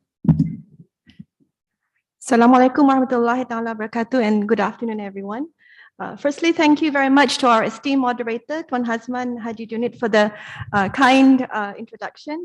And I would also like to express my appreciation to the organizers of this Energy Symposium for inviting me to be one of the speakers on this very important topic, which is actually very close to my heart. Being the first speaker to this session, I thought it would be very apt to focus my presentation on providing some background context and to share the landscape on our employment situation and the platforms that we have to drive local employment and to build up local talents generally and also specifically in the energy sector. Firstly, let me introduce the role of Manpower Planning and Employment Council, or MPEC. Alhamdulillah, the Manpower Planning and Employment Council was established with the titah perkenan of His Majesty the Sultan and Yang di-Pertuan Negara Brunei Darussalam in conjunction with the New Year 2020 in order to address unemployment-related issues effectively and efficiently. The Council is chaired by Yang Berhormat Minister at the Prime Minister's Office and the Second Minister of Finance and Economy, with members consisting of 6 ministers and also a working group committee, which consists of deputy ministers. Secretariat Tetap MPAC supports both the Council and the MPAC Working Group Committee. The vision of MPAC is effective manpower planning with alignment to employability and employment. This means that the Council emphasizes on effective manpower planning, which is aligned with employability, focusing on gainful and sustainable employment towards tackling unemployment in Brunei Darussalam. So the aspiration is not just about people getting jobs. The aspiration is for the identification of and creation of jobs which serve the dynamic needs of the country and economy, and also making sure that our people are skilled and industry ready to be able to fulfill these needs and have the opportunities to build up their careers. This requires a very strategic approach. Just to share that during the first MPAC meeting, 9 main employment issues were identified. Number 1, the need for accurate and comprehensive data sources. Number 2, supply readiness. That is the readiness of our local manpower to meet industry demand and economic growth. Number 3, the importance of the role of regulators. Number 4, capacity, availability, and accessibility of training institutions to provide training which are relevant to the industry's needs. Number 5, the need for economic growth to generate employment opportunities either directly or through spin-off. Number 6, mindset of our local employees, job seekers, and also the parents towards employment. According to a recent survey, more than 70% still prefers to work in the government compared to the private sectors. And this mindset actually impacts our employment behavior. Number 7 is wages. One of the reasons why locals are not interested to work in the private sectors is because of the low wages. Number 8, transportation is an issue raised by job seekers which led to difficulties in attending interviews or be at work. And lastly, vulnerable group. Data on their profiles are important in order for us to understand the specific needs, and a focused approach is required to ensure inclusivity and drive their participation in the workforce. And these identified issues have been instrumental in framing MPAC strategy. Under MPAC strategy, there are 9 focus areas with 31 key deliverables that have been identified to support MPAC's vision towards tackling unemployment in Brunei Darussalam, and also to support our Wawasan 2035 goals, which is to achieve educated, highly skilled, and accomplished people. And these focus areas are categorized into 3 main pillars, which are supply, demand, and enablers. The supply pillars are mainly on initiatives and key deliverables that will help to ensure the readiness of local workforce and to produce highly skilled locals as per the needs of the industry. Hence, strong collaboration with training institutions are very critical. The demand pillar focuses on identifying job opportunities, employment, and forming close partnership with industry players. One of the initiatives is a close collaboration between regulators, industry, and training institutions through the establishment of the Manpower Industry Steering Committee, or MYCE. The third pillar is enablers, where these are critical deliverables towards closing the gap between supply and demand. An example of such enabler is the establishment of the Job Center Brunei, which is a one-stop career center. The importance of having a synchronized and centralized database for data collection and verification for manpower planning as another enabler also cannot be undermined. In order for us to have an effective manpower planning, it is also very important that we are very clear on the size and nature of the challenge or issue that we're trying to address, and finding ways to turn this into opportunities. The Labor Force Survey, or LFS, in 2020 recorded an unemployment rate of 7.4%, which is a slight increase compared to the unemployment rate in 2019, which is 2.8%. However, although there is an increase in the unemployment rate between 2019 and 2020, there has been a steady growth in total labor force since 2017. In 2017, the total employed was nearly 887,000. And in 2020, this went up to over 215,000. And based on the trending of the local and non-local manpower composition in the oil and gas sector, the local has increased from nearly 6,000 in 2013 to nearly 8,000 in 2021, with fluctuation of non-locals influenced by project demands. But what is also importantly is to look at the breakdown of the unemployed according to qualification. And as you can see, the largest group is those with secondary qualification. And there is still a high number of those with TVET and tertiary education qualification. This further illustrates that we need to look at upskilling and opportunities to enable our locals to further enhance their skills and competency in order for them to be employable and marketable despite whatever their baseline is. And it's also very important that we know and understand what our current and future manpower demands are in order to grow locals with the right skills to meet the demands, hence minimizing supply-demand mismatch. For this, MPAC has been continuously collaborating with relevant stakeholders and agencies in collecting data on local employment and identifying and validating available and new job opportunities from various areas, including oil and gas operators, FDIs, and projects. And this is an ongoing process. To date, an estimated of nearly 14,000 new job opportunities have been identified for the year 2022 and 2027. Over 6,000 of these were identified by the Manpower Industry Steering Committee as critical occupations, which are jobs in their respective energy, construction, ICT, transportation and logistics, and hospitality and tourism sectors, which are currently filled by non-locals and identified to be potentially be replaced by the local workforce. So moving on, I have touched upon the role of MPAC and its vision, and the situation, including challenges that we're facing regarding local employment. Next, I would like to share some of the platforms and initiatives under MPAC to help our locals and companies to upskill and reskill and help boost their employability and marketability and drive local employment.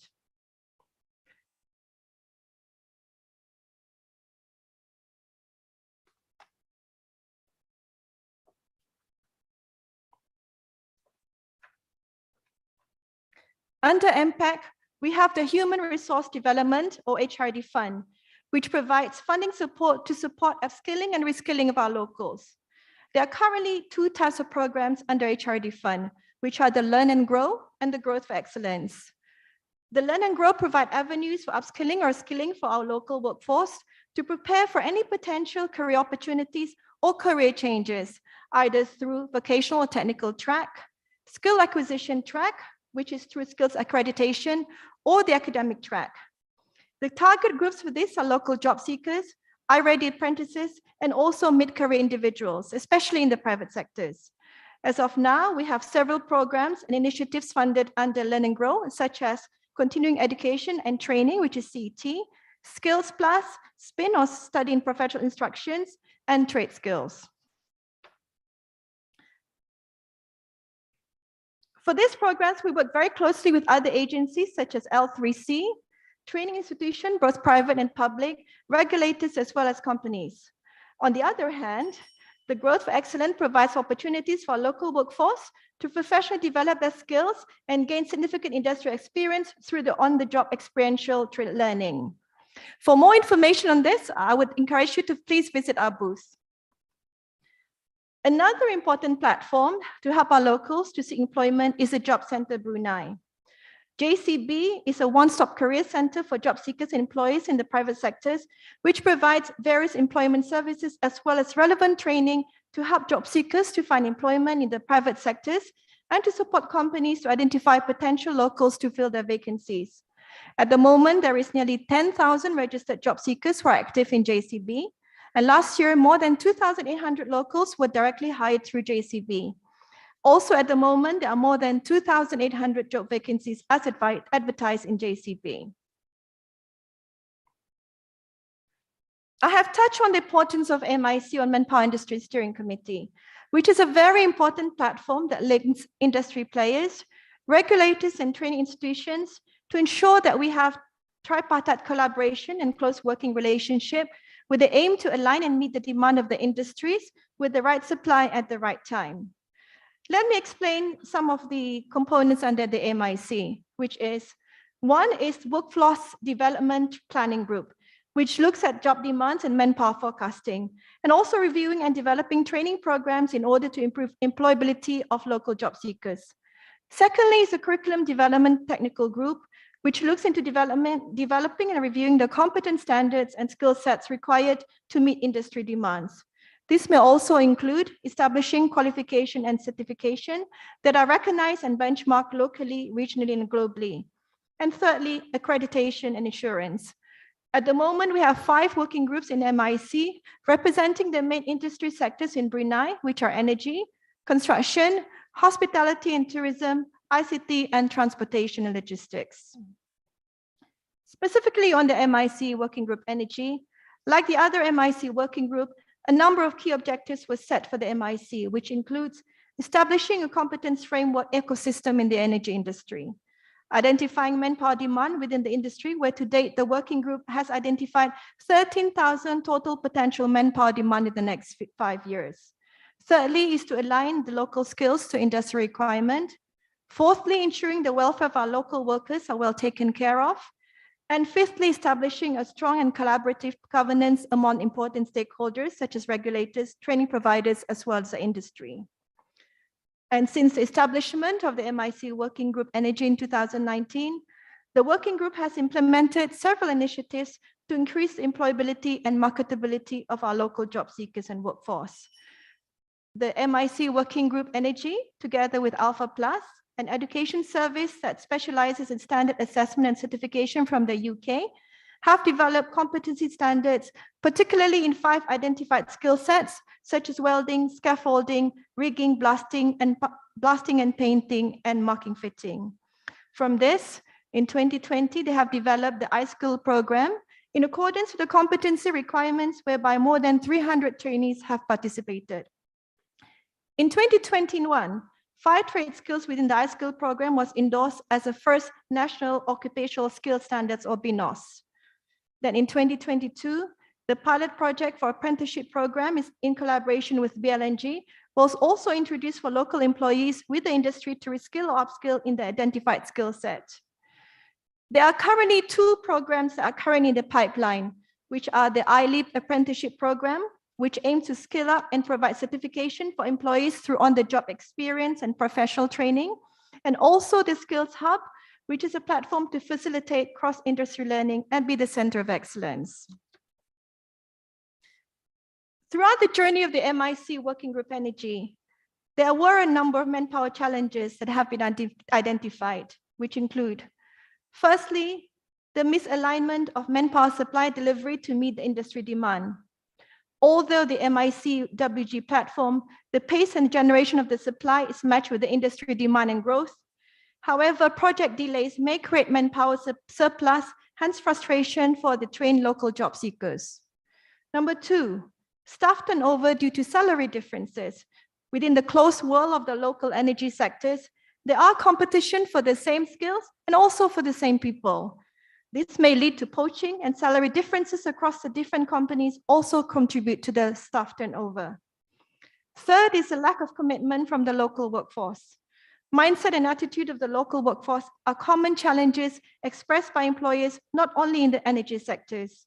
Employers are looking for support to develop the soft skills in the local workforce to be more responsible towards the work delivery and also their own development. Industry is also demanding more skill-based programs such as iSkill with shorter delivery time. 9 critical skills were identified from the energy industry. 5 iSkill programs were delivered in 2021 and 4 in 2023, but the industry wants more. And lastly, availability of local assessors for the training is also another challenge. There is very limited local assessors. Expert assessors are needed to close the gap for at least 3 years. Some of these challenges are actually not explicit to the energy industry only and serves as important learnings for us as we move forward, not only in the energy industry, but with the other industries as well. Within the MYCE working group, not only the best practices are shared, but we also use the platform to share challenges in order to come up with shared solutions across the industry. Almost on my last slide. So this is almost my last slide. I think all throughout this morning, we talk about energy transition. And in my preceding slide, I've mainly shared with you on the oil and gas sector. However, as we know, that the energy landscape is changing rapidly globally, and Brunei will not be exempted from this change. With the importance of green energy, renewable energy, our commitment towards carbon net zero in 2050, this will mean that the future of work will be evolving accordingly. New job opportunities will be created, and new and different skills will be required. And of course, with the Industry Revolution 4.0, we'll add more spice and dynamics into this cauldron of change. I'm very excited about these changes and what exciting opportunities this will give to our local. However, as we mentioned early on in the earlier part of the symposium, it is very important that we need to identify what this transformation means to us as a country and translate this to what are the human capital needs and how we develop our locals to be ready for this change in order for them to be relevant and not obsolete. Like everything else, this will require foresight thinking and planning. On this note of change, I would like to end my presentation with a personal insight. For those who doesn't recognize, that's me, okay? On my caricature, I received this from my team as a farewell present when I moved into a new role. As you can see, I'm wearing my coveralls. I'm also wearing a stethoscope around my neck. I think as mentioned by the moderator, I'm a doctor by training and has ventured out from the medical field and took up various roles since then. If somebody asked me 25 years ago when I graduated from my medical school, whether I would think that I would be an HSC manager or even standing here in an energy symposium talking about manpower, my answer would be no way. Okay. What I like to, why I am showing this picture is because it depicts the current reality about career and development growth. Like the lady here, who planned and expected to be wearing white coveralls, white coat and stethoscope, and not coveralls. I think it's very important that we tell our young talents to expect changes, that life may bring us to a different path and even throw curveballs. What we learn and is very good at the moment may be obsolete and no longer required tomorrow. As a mechanic, for example, you may be very good at maintaining hydrocarbon fuel-driven cars. In the next 5 to 10 years, you may have to change your skills to be maintaining an electrical vehicle, as an example.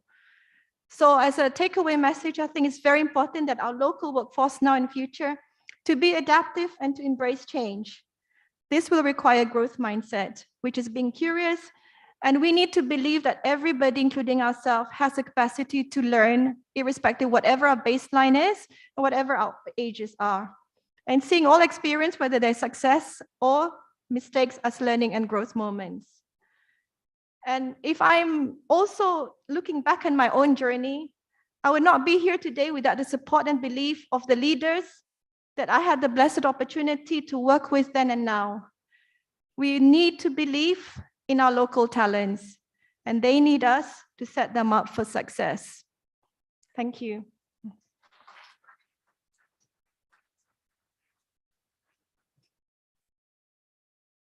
Thank you very much, Dr. Hazia. 3 takeaways to summarize what she has presented. One is basically, she has explained that in terms of MPC roles and responsibility in developing local talents with various platforms through collaboration with the local institution, which our locals could tap on. This also includes funding provided by MPC.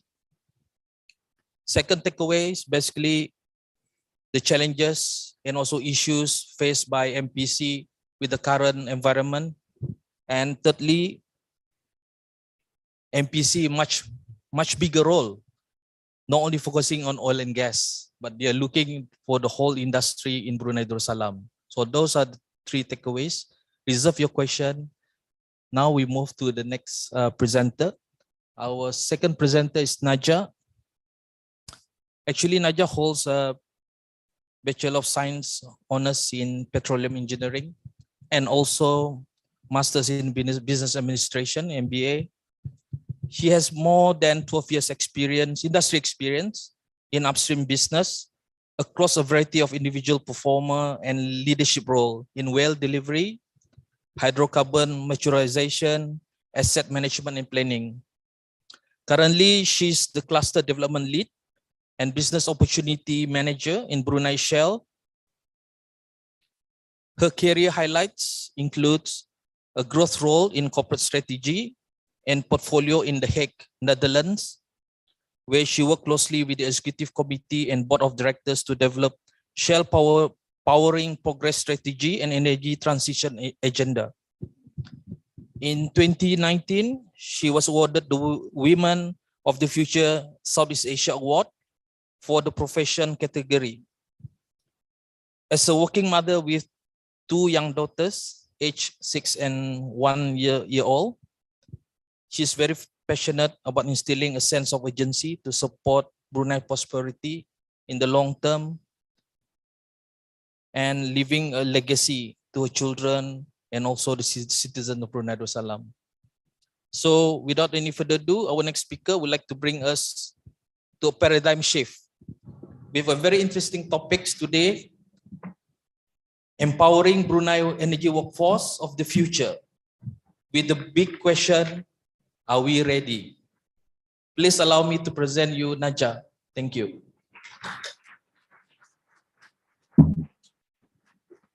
Assalamualaikum warahmatullahi wabarakatuh.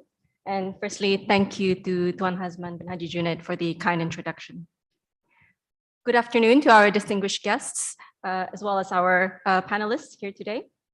Thank you to the Petroleum Authority of Brunei Darussalam for having me today, as well as the MYCE organizers. As mentioned, my name is Naja from Brunei Shell Petroleum, and I will be talking to you about empowering Brunei's energy workforce of the future. Are we ready? As we have heard multiple times today, and I think it's the red thread for the symposium, the Brunei energy landscape is changing. Multiple factors are causing this based on what is happening in our internal as well as our external environment, both locally as well as globally. And this is the summary that I'm showing on this slide. Globally, again, as we heard this morning and this afternoon, the demand for energy is only going to rise. And this is not just oil and gas, but also other forms of energy such as solar, wind, hydro, and even nuclear. This is in part due to the growing population, but also our consumption habits. And again, we heard about how we can change this from our personal action. In Brunei, we have been blessed with an abundance of oil and gas for over 93 years and counting, alhamdulillah.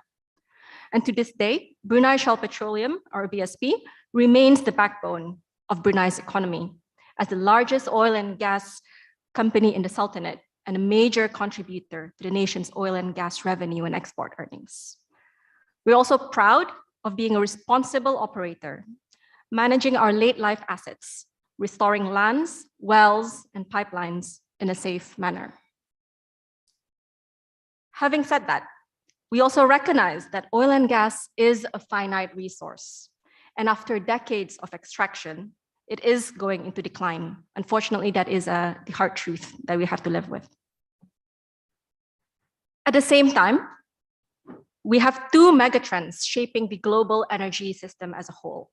And this is digitalization, as well as the energy transition, linked to the need to mitigate climate change. And amidst all these volatility, BSP will stay true to its purpose and commitments towards cleaner energy, where sustainability and our decarbonization journey will continue to evolve so we can play a leading role in the future of energy for Brunei. Last but not least, Brunei, we have goals under our Wawasan Brunei 2035, where we aspire to 1, grow educated, highly skilled, and accomplished people. 2, provide our people with a high quality of life. And 3, seek to build a dynamic and sustainable economy. So against this backdrop, what can we do to ensure that our energy workforce are ready, not just for today, but also for the future?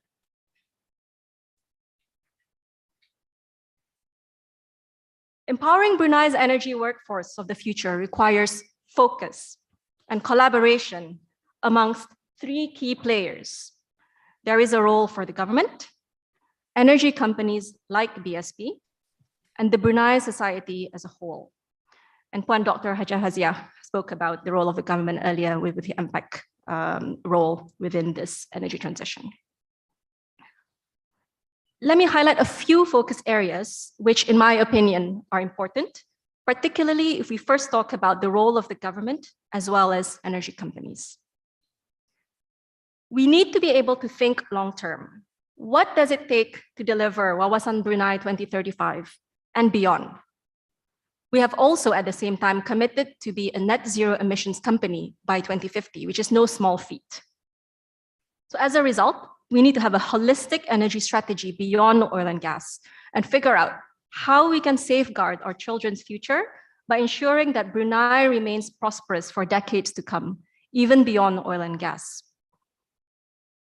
In terms of the curriculum being taught in our schools today, so when we talk about our high schools and our higher institutes, I believe that we have the opportunity to upgrade this and shape this today so that we can prepare the energy workforce of the future very early on in their education. And it was a pleasure to see students in this symposium today.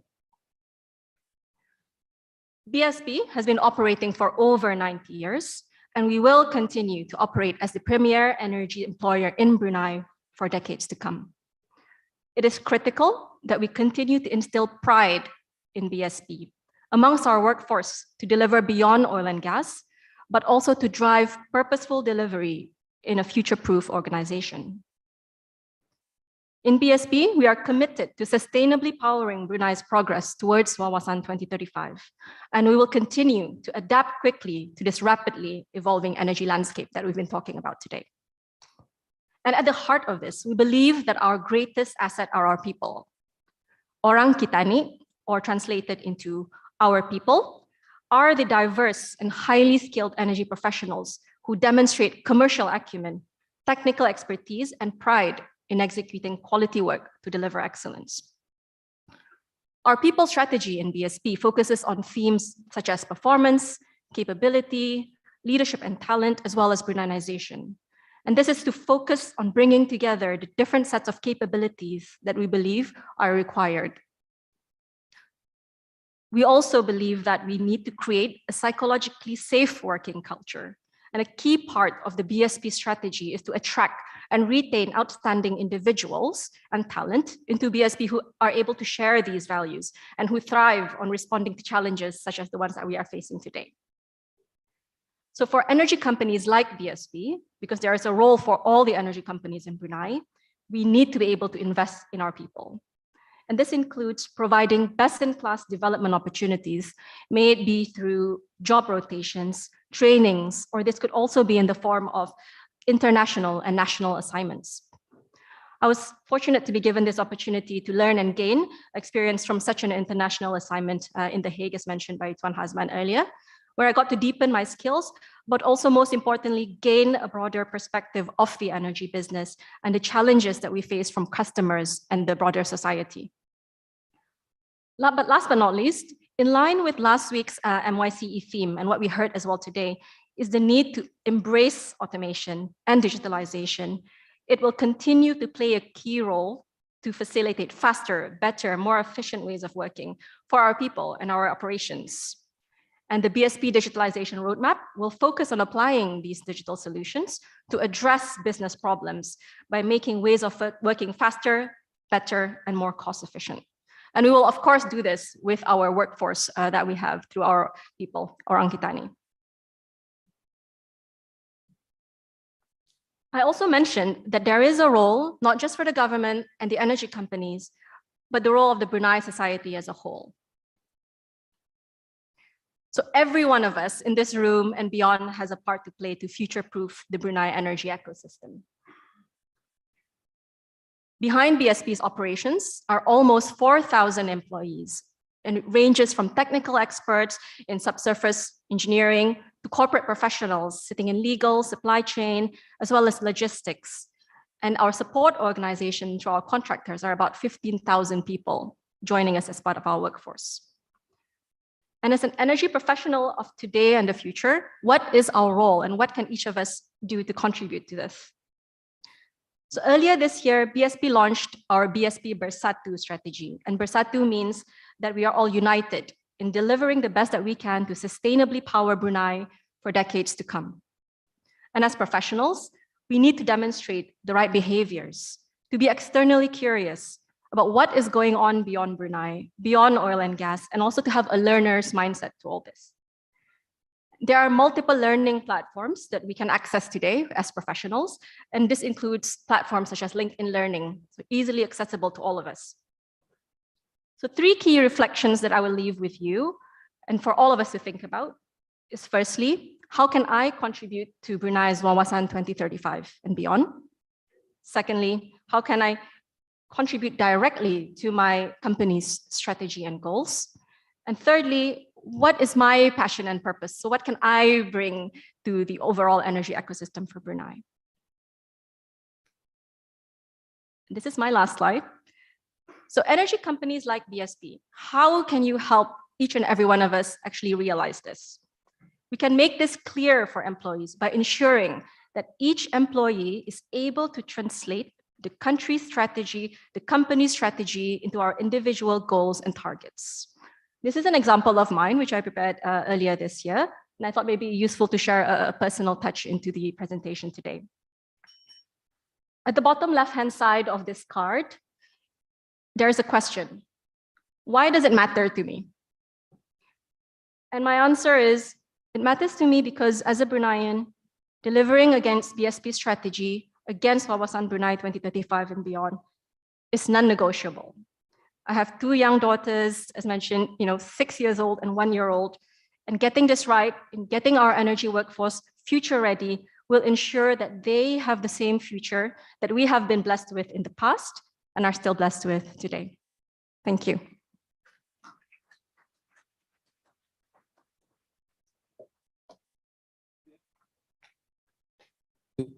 Thank you, Naja.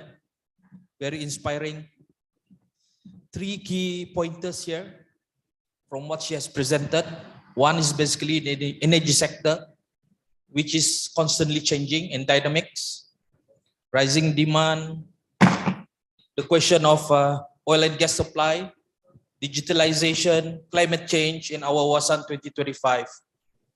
Another key point highlighted by Naja is basically the importance of three stakeholders, key stakeholders, in which comprise of the government, the energy operator, and also our society. Thirdly, she mentioned the society role and also our citizens of Brunei role. How do I or we support Wawasan 2035? And at the same time aligning my organization strategy and also goals. Again, reserve your question at the end of the session. Let us move to the next speaker. I would like to invite Miran Rosanida, from downstream sector. Our third speaker, Pingira Sonida, actually started her career with Brunei Fire Rescue Department officer, during which time she obtained the certificate of legal practice, which qualifies her as an advocate and solicitor. So that's a 2 good combination, yeah. Very tough lady. One as a fire rescue officer and eventually a legal counsel, a lawyer. Therefore, thereafter she joined the Attorney General's Chamber, where she was attached to the civil division for 8 years, and advised several statutory bodies and also various ministries and government departments, including the Department of Energy, Currently, she's a legal counsel for Hengi Industries Sdn Bhd. And prior to joining Hengi in 2020, she worked with Petroleum Brunei for 6 years, where her assignment included managing downstream portfolios. She believes in the importance of having a growth mindset for our locals and a strong proponent of continuous learning, reskilling, and upskilling. Currently, she has completed her Islamic governance and leadership module as part of her Masters of Government program under L3C, University of Brunei Darussalam, and she is also a recipient of MPEC Skill Plus funding. Thank you, MPC, for that. Now, we'd like to invite our third speaker, who would like to share the reality and inside perspective from our biggest petrochemical plant in Brunei Darussalam operated by international company. Without any further ado, I would like to invite Penora Sonida with her topic this afternoon, Hengi and its role in marketing Maqasid Syariah, particularly in promoting and protecting intellect. Welcome, Penora Sonida. Thank you, Tuan Hasman. Can't say that I'm strong just because I work with Bomba and now and it's sort of like a lethal combination with being a lawyer. I can tell you that. Assalamualaikum warahmatullahi wabarakatuh. Very afternoon. Good afternoon to you all. I know that we're close to the end of the day and energy is waning. But I would like to say thank you to the organizers for giving me this opportunity to talk about a topic which I feel very passionate about, and alhamdulillah, I managed to get funding from MPACT. It's a topic that if you see as a lawyer, how does it connect? But I hope that I can walk you through my understanding. It's a module definitely that you have to take for a few months, but due to limitation of time today, do forgive me if my explanation doesn't really come through.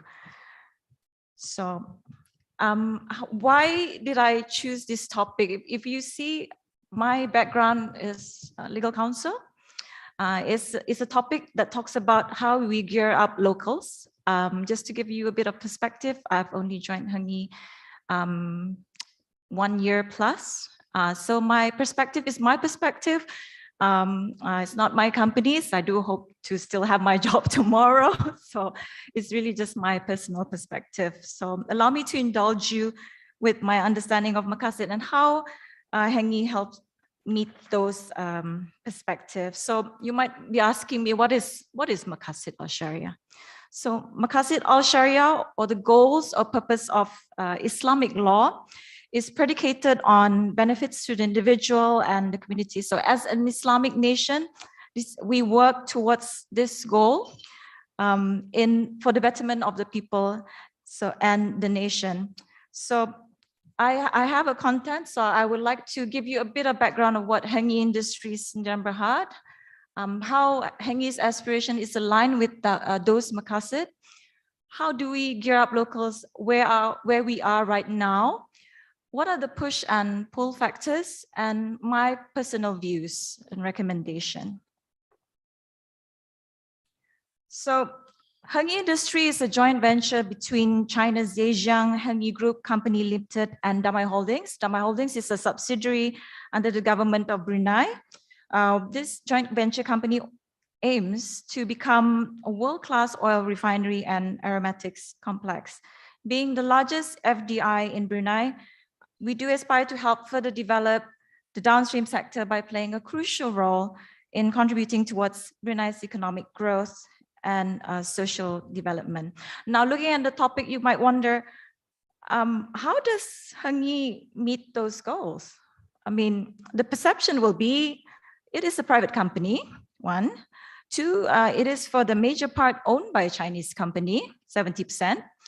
The company name itself suggests that there's nothing Islamic about it, right? So anyway, ladies and gentlemen, I'm embarrassed to say that actually these perceptions were mine until I took the Islamic governance and leadership course, where I was asked to explain during a discussion how Hengi actually supports the Maqasid in our country. So this is something during the discussion, I hesitated at first, and I sort of like looked at my course mate's answer and trying to get an idea, okay, so let's talk about this one and that. But then I, alhamdulillah, managed to give some examples which were verified that I could think of based on my understanding through working with Heng Yi in just less than 2 years. So I know it's like at the end of the day, allow me to walk you through this. So Heng Yi has carried out and will continue to carry it out, inshallah, strive to carry out several contemporary organizational activities in meeting the maqasid. Firstly, in preserving and promotion of faith. And among other things, the respect for Islamic faith is demonstrated by having dedicated surahs for our Muslim staff, both local and expats, to perform prayers. And as you know, we are at PMB. It is quite far away. Friday prayers, pre-COVID obviously, are held on PMB and are led by our religious officer. I'm also happy to share, there is a dedicated canteen for Muslim staff, which is located on the ground floor, which is separate from the non-halal canteen, which is on the first floor. And the halal canteen is outsourced to local companies that would have to meet certain government regulations vis-a-vis the local business directive, along with the company's requirements. In fact, when I first started Heng Yi, I was quite happy to know that food is free. So you get breakfast, lunch, and dinner. And since I've joined, I've grown sideways also.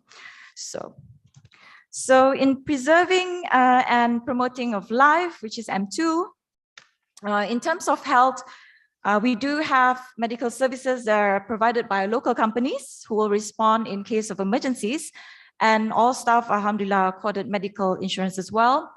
We have our dedicated firefighting teams who on rotational basis are based on PMB, some of whom I've met in the canteen who are my former squad. So it's nice to see them there as well. The company also supports and continue to contribute towards reforestation projects and clean beach initiatives as part of Heng Yi's contribution and commitment towards a sustainable future. And the third topic, which is my main topic, and I hope to talk about it in the latest slides, is preservation and promotion of intellect. Now, how do we? I would like to highlight that we are committed towards this goal in developing skilled and local youth in complying with the Bruneiization directive to produce highly skilled Bruneian competent workforce to maximize employment opportunities for Bruneians in this oil and gas sector.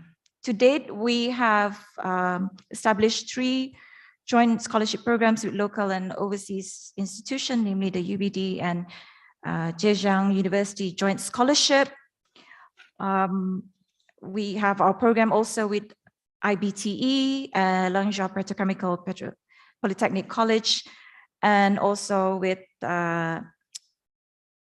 PB, Polytechnic Brunei.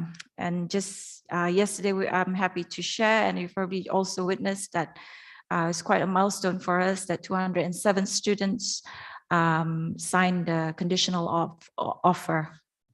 So in terms of preserving and promotion of progeny, like all organizations in Brunei, we would have to conform to local laws and regulatory requirements in ensuring locals are afforded employment benefits such as top SEP, insurance coverage, and sustenance allowances, which is higher for merit staff, alhamdulillah. And in preserving and promoting wealth, we do help, alhamdulillah, we have helped increase the country's GDP by providing job opportunities and businesses to local companies, and will continue to do so, inshallah.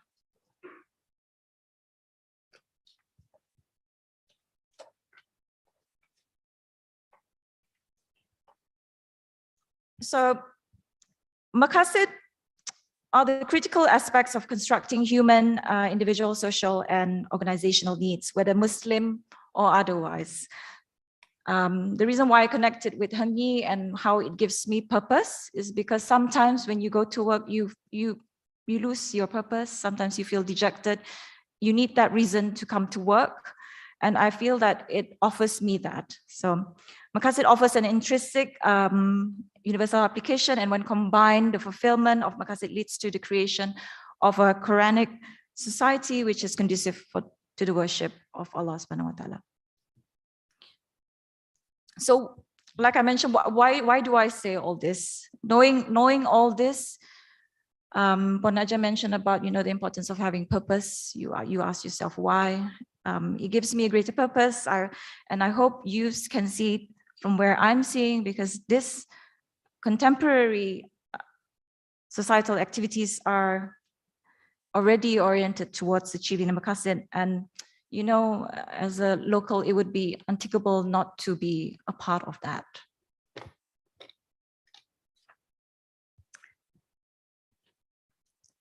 So where are we now in terms of meeting M3, promoting and preserving intellect? And then how do we gear up locals to work with Heng Yi? We offer employment via 3 routes. Firstly, is the scholarship programs in collaboration with local institutions and also international ones. We have training programs where at the end of the training programs, those that join the program are offered employment, and also there's direct hire like myself, particularly for non-technical and administrative works. So this is the figures that we have now for in terms of our collaboration with local institutions and overseas.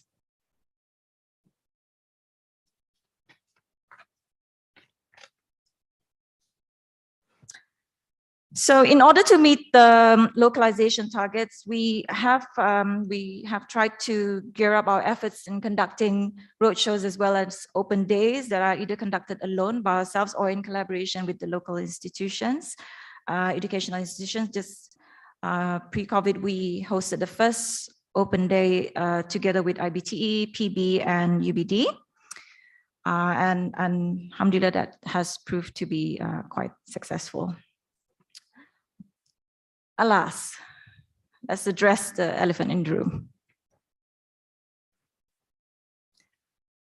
There are pull and push factors. What we've done so far is together with our partners, education institutes, is to prepare our youth to work towards getting the right skill set. That's when we conduct the roadshows. The target audience are year 10 and 11. Reason being, we could at least advise, we need to know what sort of subjects they're taking. And as our leaders mentioned this morning, those are STEM subjects. Alhamdulillah, as mentioned, the feedback we have received is that there has been an uptick in enrollment in several institutions after the roadshows.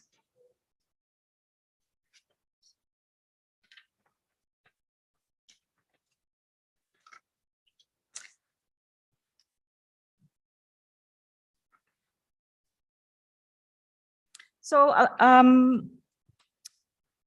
obviously there are, and our Deputy CEO also mentioned this yesterday, there are ample job opportunities. We do require people with the right skill set, as well as the right mindset with attributes such as receptiveness to change and growth mindset.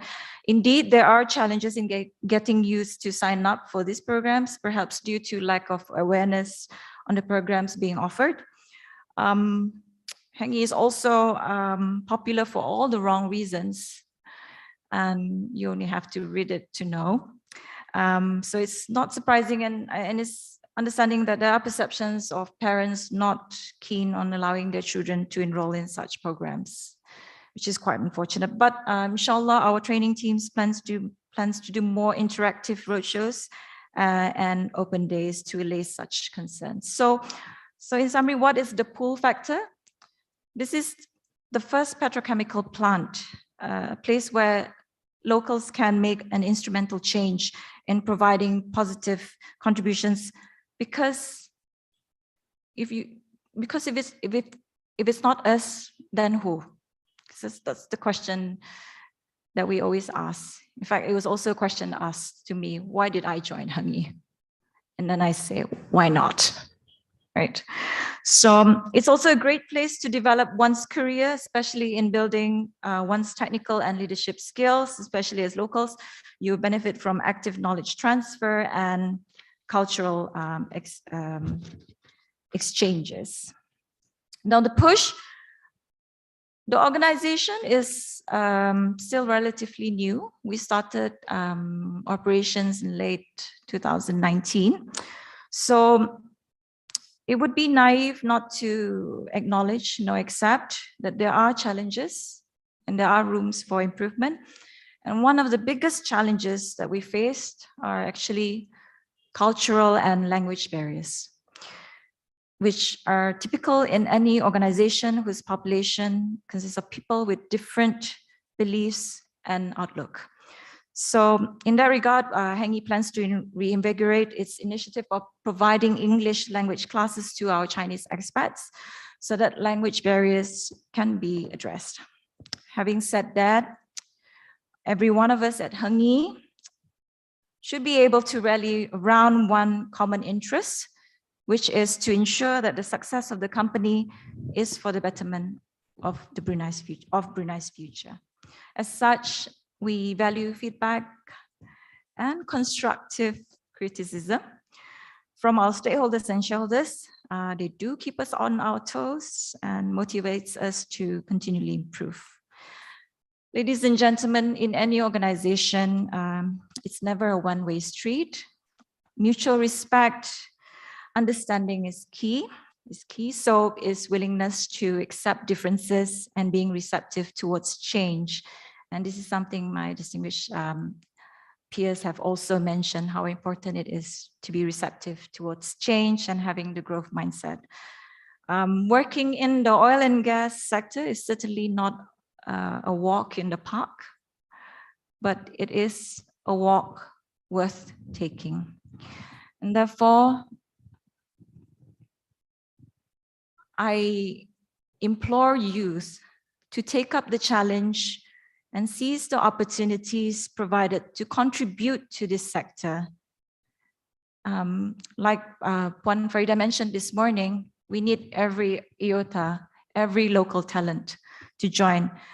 So they need to take the initiative to constantly find opportunities to improve yourself and see challenges as opportunities for growth.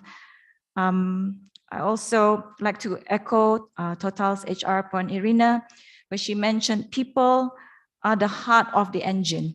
So we need to also, and she also mentioned, we need to embrace diversity and inclusion.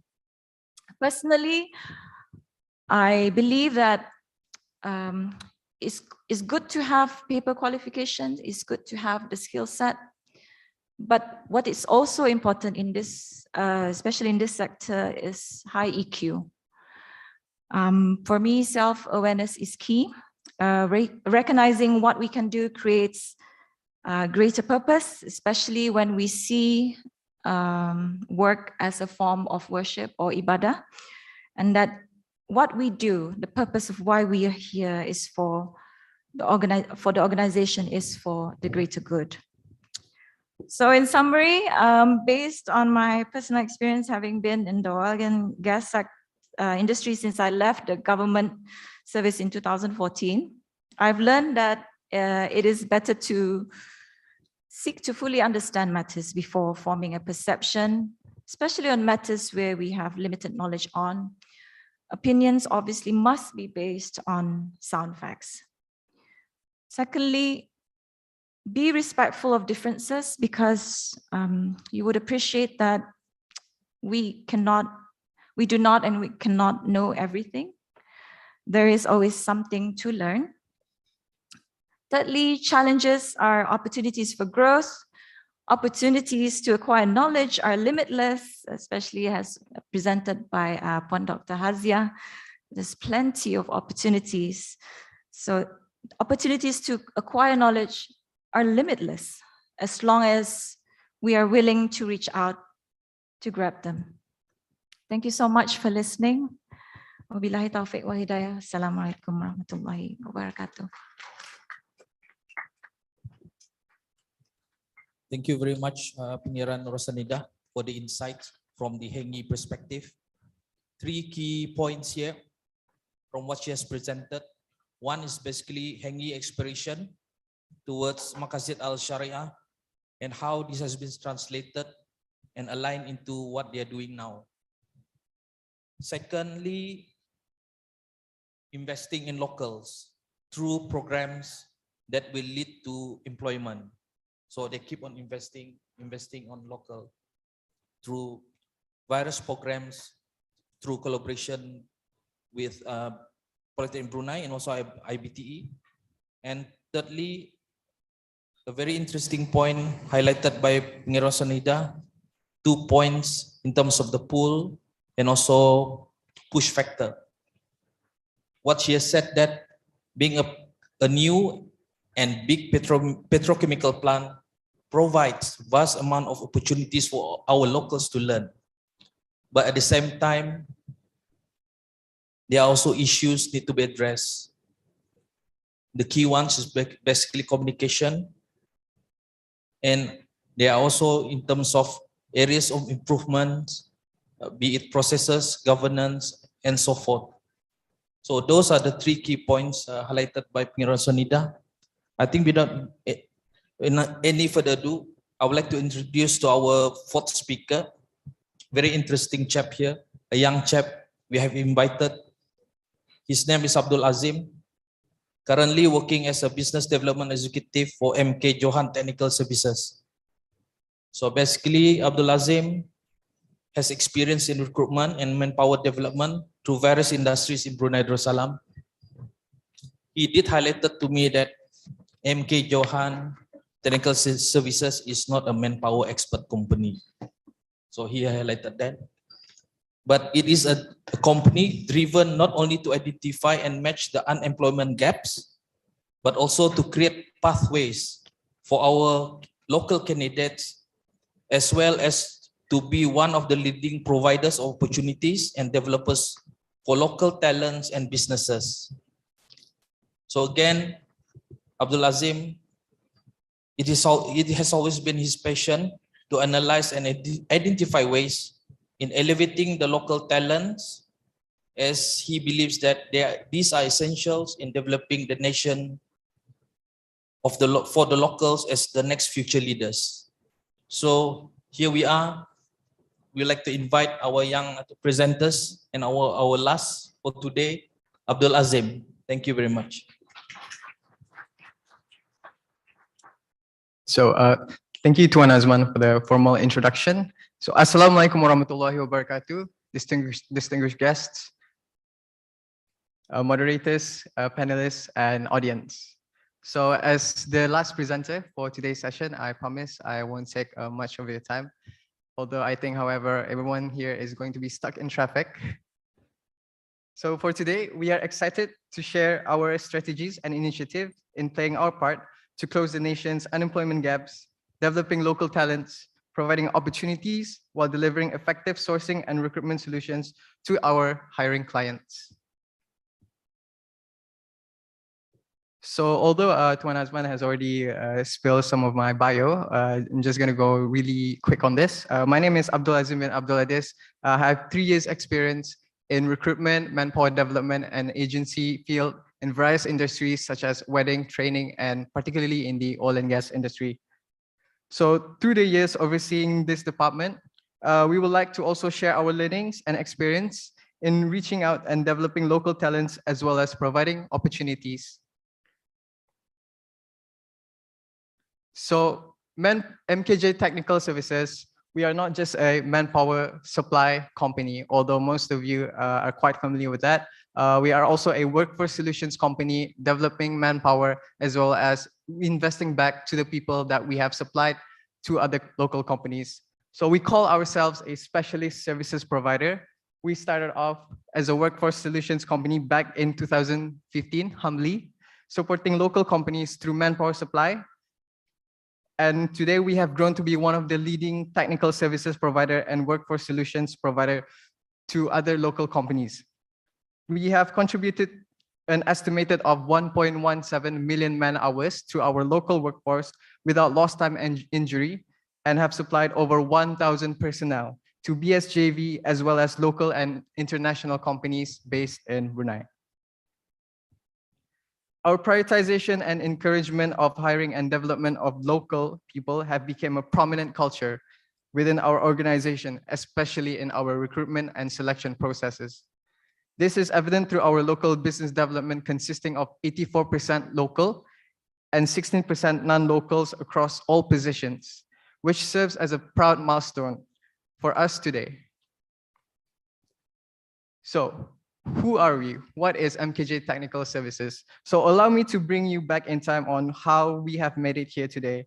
We started off supporting, as mentioned, supporting local companies by supplying local workforce for the short-term and long-term projects, while parallelly establishing and improving the foundation of our recruitment system as well as day-to-day business operations. So we were small, but moving forward 2017, we started securing direct contracts with BSJV companies, which allowed us to kickstart and grow further as a company, enabling us to develop, provide trainings, and supply an increased number of local workforce to other companies, as well as solidifying our recruitment systems. However, in 2019, the pandemic came. As the nation went into lockdown, we experienced a huge demand of local workforce from the industry. Due to the safety restrictions, we were forced to innovate our internal processes remotely by digitizing how we work. This includes digitizing our entire recruitment systems, not just our day-to-day daily operations, where BrewRecruit was developed and launched in 2020. Through BrewRecruit, we were able to meet manpower demands by accelerating recruitment processes and further identifying gaps within our applicants based on the vacancy offered by our hiring clients. We fill those gaps by investing back in our people, as primarily in the potential candidates, especially in terms of their certifications required by these hiring companies. Today, BrewRecruit is run by a highly driven, value-driven, and dedicated team consisting of talent acquisitions, sales and marketing, and as well as human resource support. However, in order for us to gear up our workforce, we first had to solve recruitment complexities from the job seekers and recruiters' perspectives. Having worked with numerous companies through offering our recruitment services and acquiring feedbacks from our job seekers, we were able to identify various key challenges from both parties, which is also mentioned in the first presentation by Puan Doctor. Back then, as MKJ Technical Services, it was very difficult for us, for our vacancies to reach the right job seeker, and it was difficult for the right job seekers to reach our vacancies. Hence, we were inefficient in proposing the right candidates for the companies within time. At the same time, when dealing with fresh job seekers, especially looking to enter the industry, we're often met with an unclear minds of which paths to choose. They were willing to enter the oil and gas industry, but ultimately they are unsure of how to enter and what to become. As for our hiring companies, we understand the time-consuming recruitment processes, human resource administrations, and payroll burden, coupled with sourcing difficulties and urgent manpower demands for projects where these are the few fundamental issues that they are facing. So as a recruitment and manpower supply company, these issues are very close to our hearts, and we are also facing the exact same issues, and therefore we understand what they are facing. The establishment of BrewRecruit, however, allowed us to somewhat fix these recruitment complexities faced by both job seekers and companies. Through a dedicated marketing team, we were able to market ourselves and reach job seekers further across Brunei, and at the same time growing our talent pools. With a digitized backend for our recruitment processes, we can accelerate all recruitment processes and propose candidates to our hiring clients within time and through effective filtering by our team. 20 to 40% of those employed in short-term projects were ensured rollover continuity based on hiring client requirements. This means that a few weeks before their project ends, we were able to slot them into the next project and ensure that are constantly employed throughout the year. Finally, through our candidates profiles online, we were able to identify gaps swiftly and invest in potential candidates upon client requests. Right. So we have over 244 job posts, over 8,000 candidates registered. But we have supplied and provide direct hiring services for over 100 personnel. And also we have over 40 business partners with us today.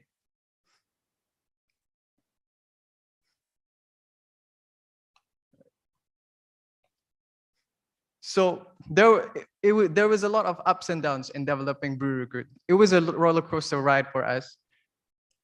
One of it is technology exposure. Certain of our candidates still require assistance, in which was no big deal for us, and which is one of the reasons why we established a support hotline for all our candidates requiring assisting in registration and joining our pool. And there were a lot of demands for short-term jobs compared to long-term jobs, as expected from hiring companies. So in terms of companies, for long-term jobs, they prefer to directly hire by themselves. But where we come in, we cater to companies requiring personnel for short-term jobs, which often is met by urgent manpower demands to execute their projects. So sustainability is also an issue in terms of rollover continuity. There are still difficulties ensuring short-term employment continuity, which we call rollover continuity, due to project uncertainties. So we never know which project will come in the future, and therefore we were not able to slot everyone when their project ends into the next project. So industry readiness was also one of our issues. This is actually one of the main reasons why we established Brew Recruit. Industry-ready individuals were not able to meet vacancy requirements due to lack of certifications. So, for example, a total of 5 certifications required by hiring company. These industry-ready people can only have only possessed 3 certificates out of 5, and that's where we come in to reinvest back into these people. So, how do we fill unemployment gaps? So our approach is pretty simple. We have 4 dynamic yet integrated approach. Firstly, we welcome all students, job seekers, personnel open to work into our office to consult with us in terms of career pathways. We encourage these job seekers to consult with us prior to making any huge major decisions in determining their career pathways.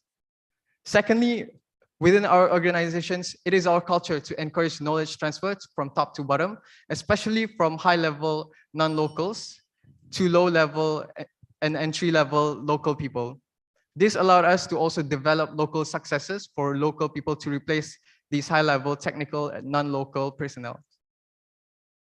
Thirdly, and one of our key strengths as Brew Recruit and MKJ Technical Services, we invest back in our people in terms of trainings and certifications to potential candidates, as well as in our internal workforce. And lastly, reliable coaching is largely integrated with the knowledge transfers in our culture. Day-to-day business activities includes a constant engagement from top to bottom, which allows our low-level positions to learn from the ground up. So additionally, we also promote effective coaching internally and throughout the personnel throughout our projects. So what is our next step in gearing up the local talents? So we have multiple steps. These are the 4 main steps that we have included for this presentation. First of all, is collaborations with institutions. We have plans to collaborate with training institutions in providing more trainings to other people, as well as across all industries, not just the oil and gas. These training courses will also be available in our career portal, where candidates can simply log in or visit our portal and find out which trainings are being offered by training institutions across Brunei. Back-end upgrades and data organization serves as a improvement for internal processes by our team, especially in filtering and the selection process. So this means that every clicks, every page views, every vacancies views will be tracked and analyzed in our backend for us to figure out what our next step is in investing and identifying gaps for our people. And followed by data organization is improving algorithms and automations. So we've all heard for today's session, especially in session 2, where digitization plays a key role in the industry. We also take digitization seriously and improve our backend to become a more sophisticated backend where every activity is being tracked and analyzed for us to ensure that we are making the next step. So before ending the presentation, we would like to emphasize that as a local company, as a workforce solutions company dealing with a lot of job seekers and hiring companies, we would like to emphasize that gearing up local talents falls both to the local talents themselves and for the local companies as well in providing support to these local talents. So our message to our local talents is opportunities are out there. However, competition is steep. That means that the local talents need to take their time in building their own portfolio and learning and finding their own passion in what they want to be. And as local companies, as well as institutions and big corporations, we need to provide them support and provide them a pathway to become who they want to become and for them to find out what they want to do. Thank you. Thank you, Abdul Azim. I think quite interesting. What I can summarize is basically MK Johan Technical Services is not another MPEC. Yeah? So basically, this is a private organization, locally owned, and they are doing at their own accord, borne by all the costs will be borne by them. So again, thank you very much, MK Johan Technical Services for doing that. So another compliment to MPC for our local talent in terms of searching for local job opportunities. We have a couple of minutes before we conclude. I think we have roughly about 8 minutes to before we conclude the session. Perhaps we can open the floor for questions.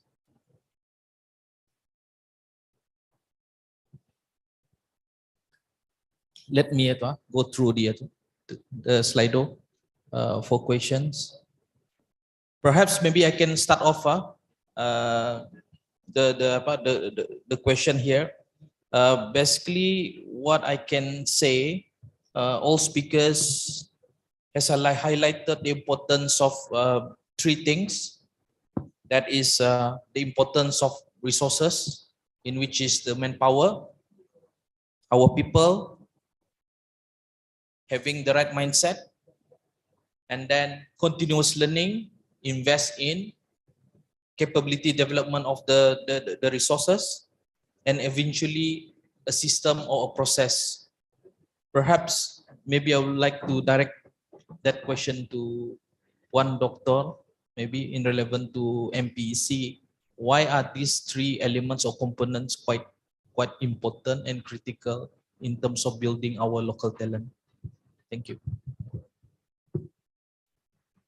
Thank you very much for the question. I think I'd like to reflect back on one of the slides that I have shown in terms of what are the 3 pillars which are underpinning MPEC strategy.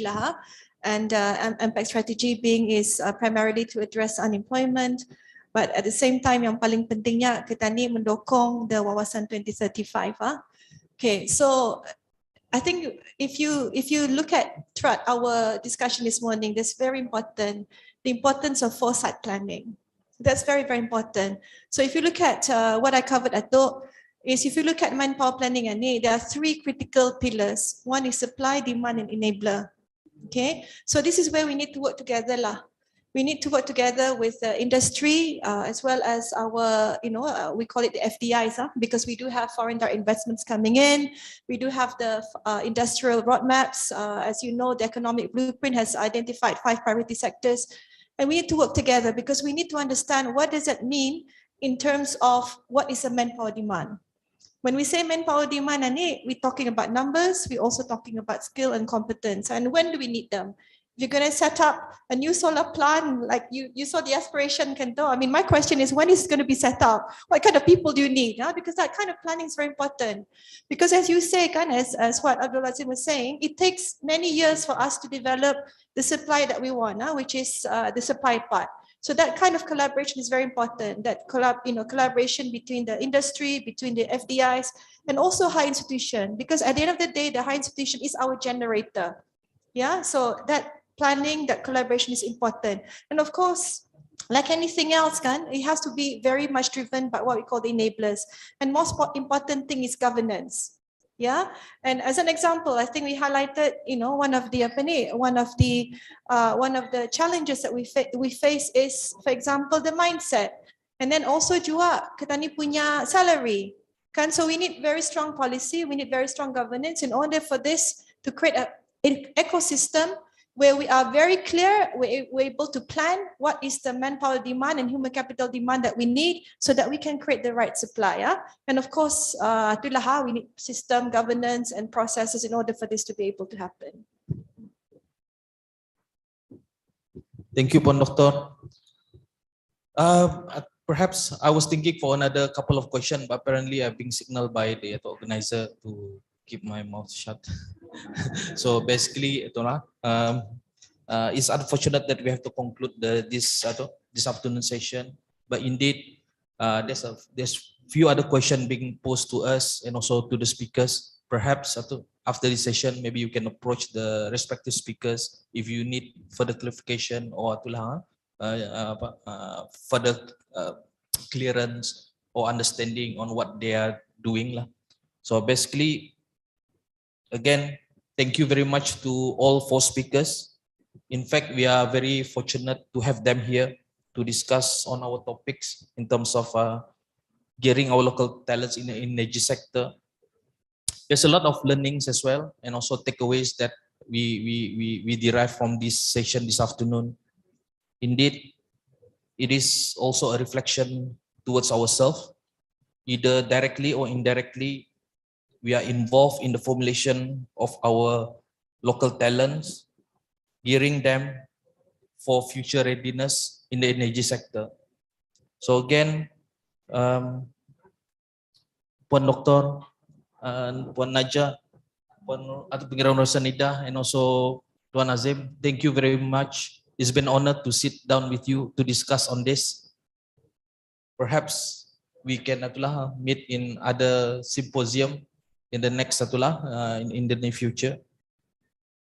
And again, thank you for our distinguished guests, colleagues, and audience who also attended this session, either physically and also online. It's unfortunate again, as mentioned earlier, that we have to conclude this session.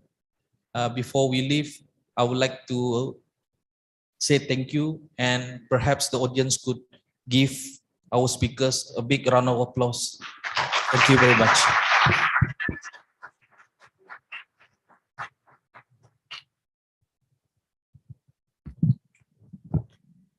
Thank you so much, Yang Mulia, Awang Hazman. And of course, thank you to our esteemed panelists and moderator for this final session.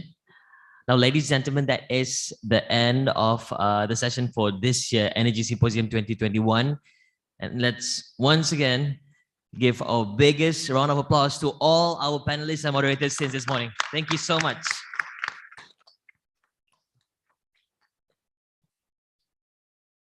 Now, ladies and gentlemen, next, please welcome back Yang Mulia Haji Iskandar bin Haji Yahya, the Exploration and Development Director of Petroleum Authority of Brunei Darussalam and Energy Symposium 2022 co-chair, to present the token of appreciation.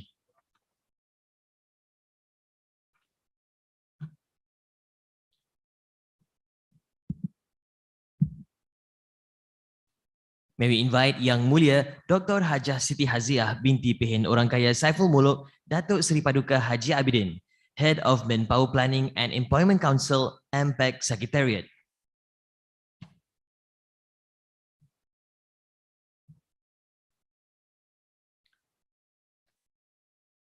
Next, please welcome Yang Mulia Dayang Najah Hussalam binti Pehin Datuk Laila Raja, Major General Bersara Datuk Paduka Seri Haji Awang Halbi, the Business Opportunity Manager, Brunei Shell Petroleum Company Sendirian Berhad.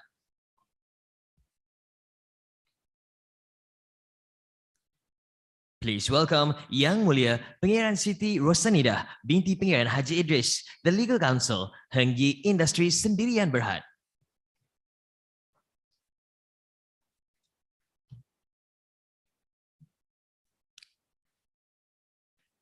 Please welcome Yang Mulia Awang Abdul Azim bin Adis, the Business Development Executive, MKJ Technical Services Sendirian Berhad.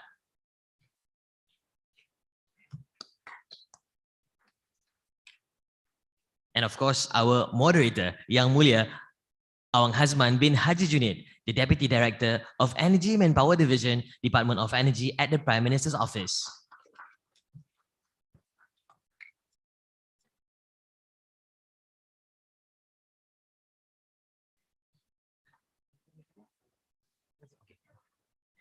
Thank you, Yang Mulia Haji Iskandar.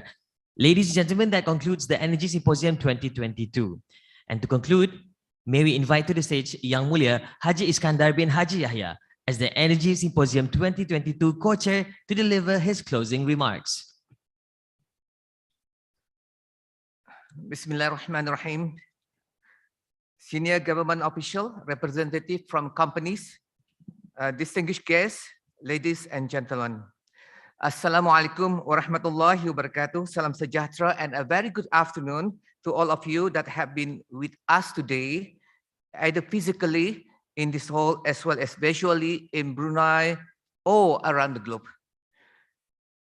We have come to the end of this energy symposium program, where we have heard from all the esteemed and distinguished panelists in this very hall today on various topics, and that is relevant to answer some of the pressing issues we are facing in energy today.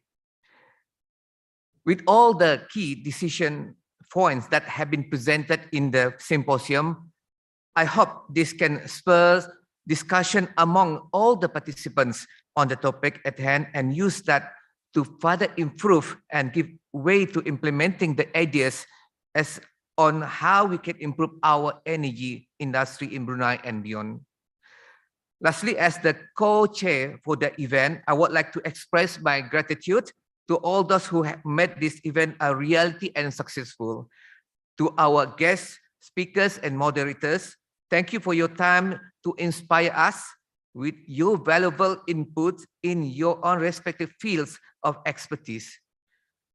Also, I personally like to thank all the event committee members and those that had rendered their times and efforts for this. Thank you. Wabillahi taufiq wal hidayah. Wassalamualaikum warahmatullahi wabarakatuh. Waalaikumsalam warahmatullahi wabarakatuh. Thank you, Yang Mulia Haji Iskandar. Now, ladies and gentlemen, that concludes the Energy Symposium 2022. Once again, on behalf of the Petroleum Authority of Brunei Darussalam, we thank you for taking the time off your busy schedules to join us here today. And our utmost apologies for any shortcomings throughout the event. We would also like to kindly remind everyone to join the post-event survey simply by scanning the barcode currently shown on the screen. Will be shown soon. Don't forget to follow Petroleum Authority's official Instagram account at petroleum_authority.bn. Once again, thank you for your time. Drive safely and stay safe, everyone. Until we meet again, wabillahi taufiq wal hidayah. Wassalamualaikum warahmatullahi wabarakatuh.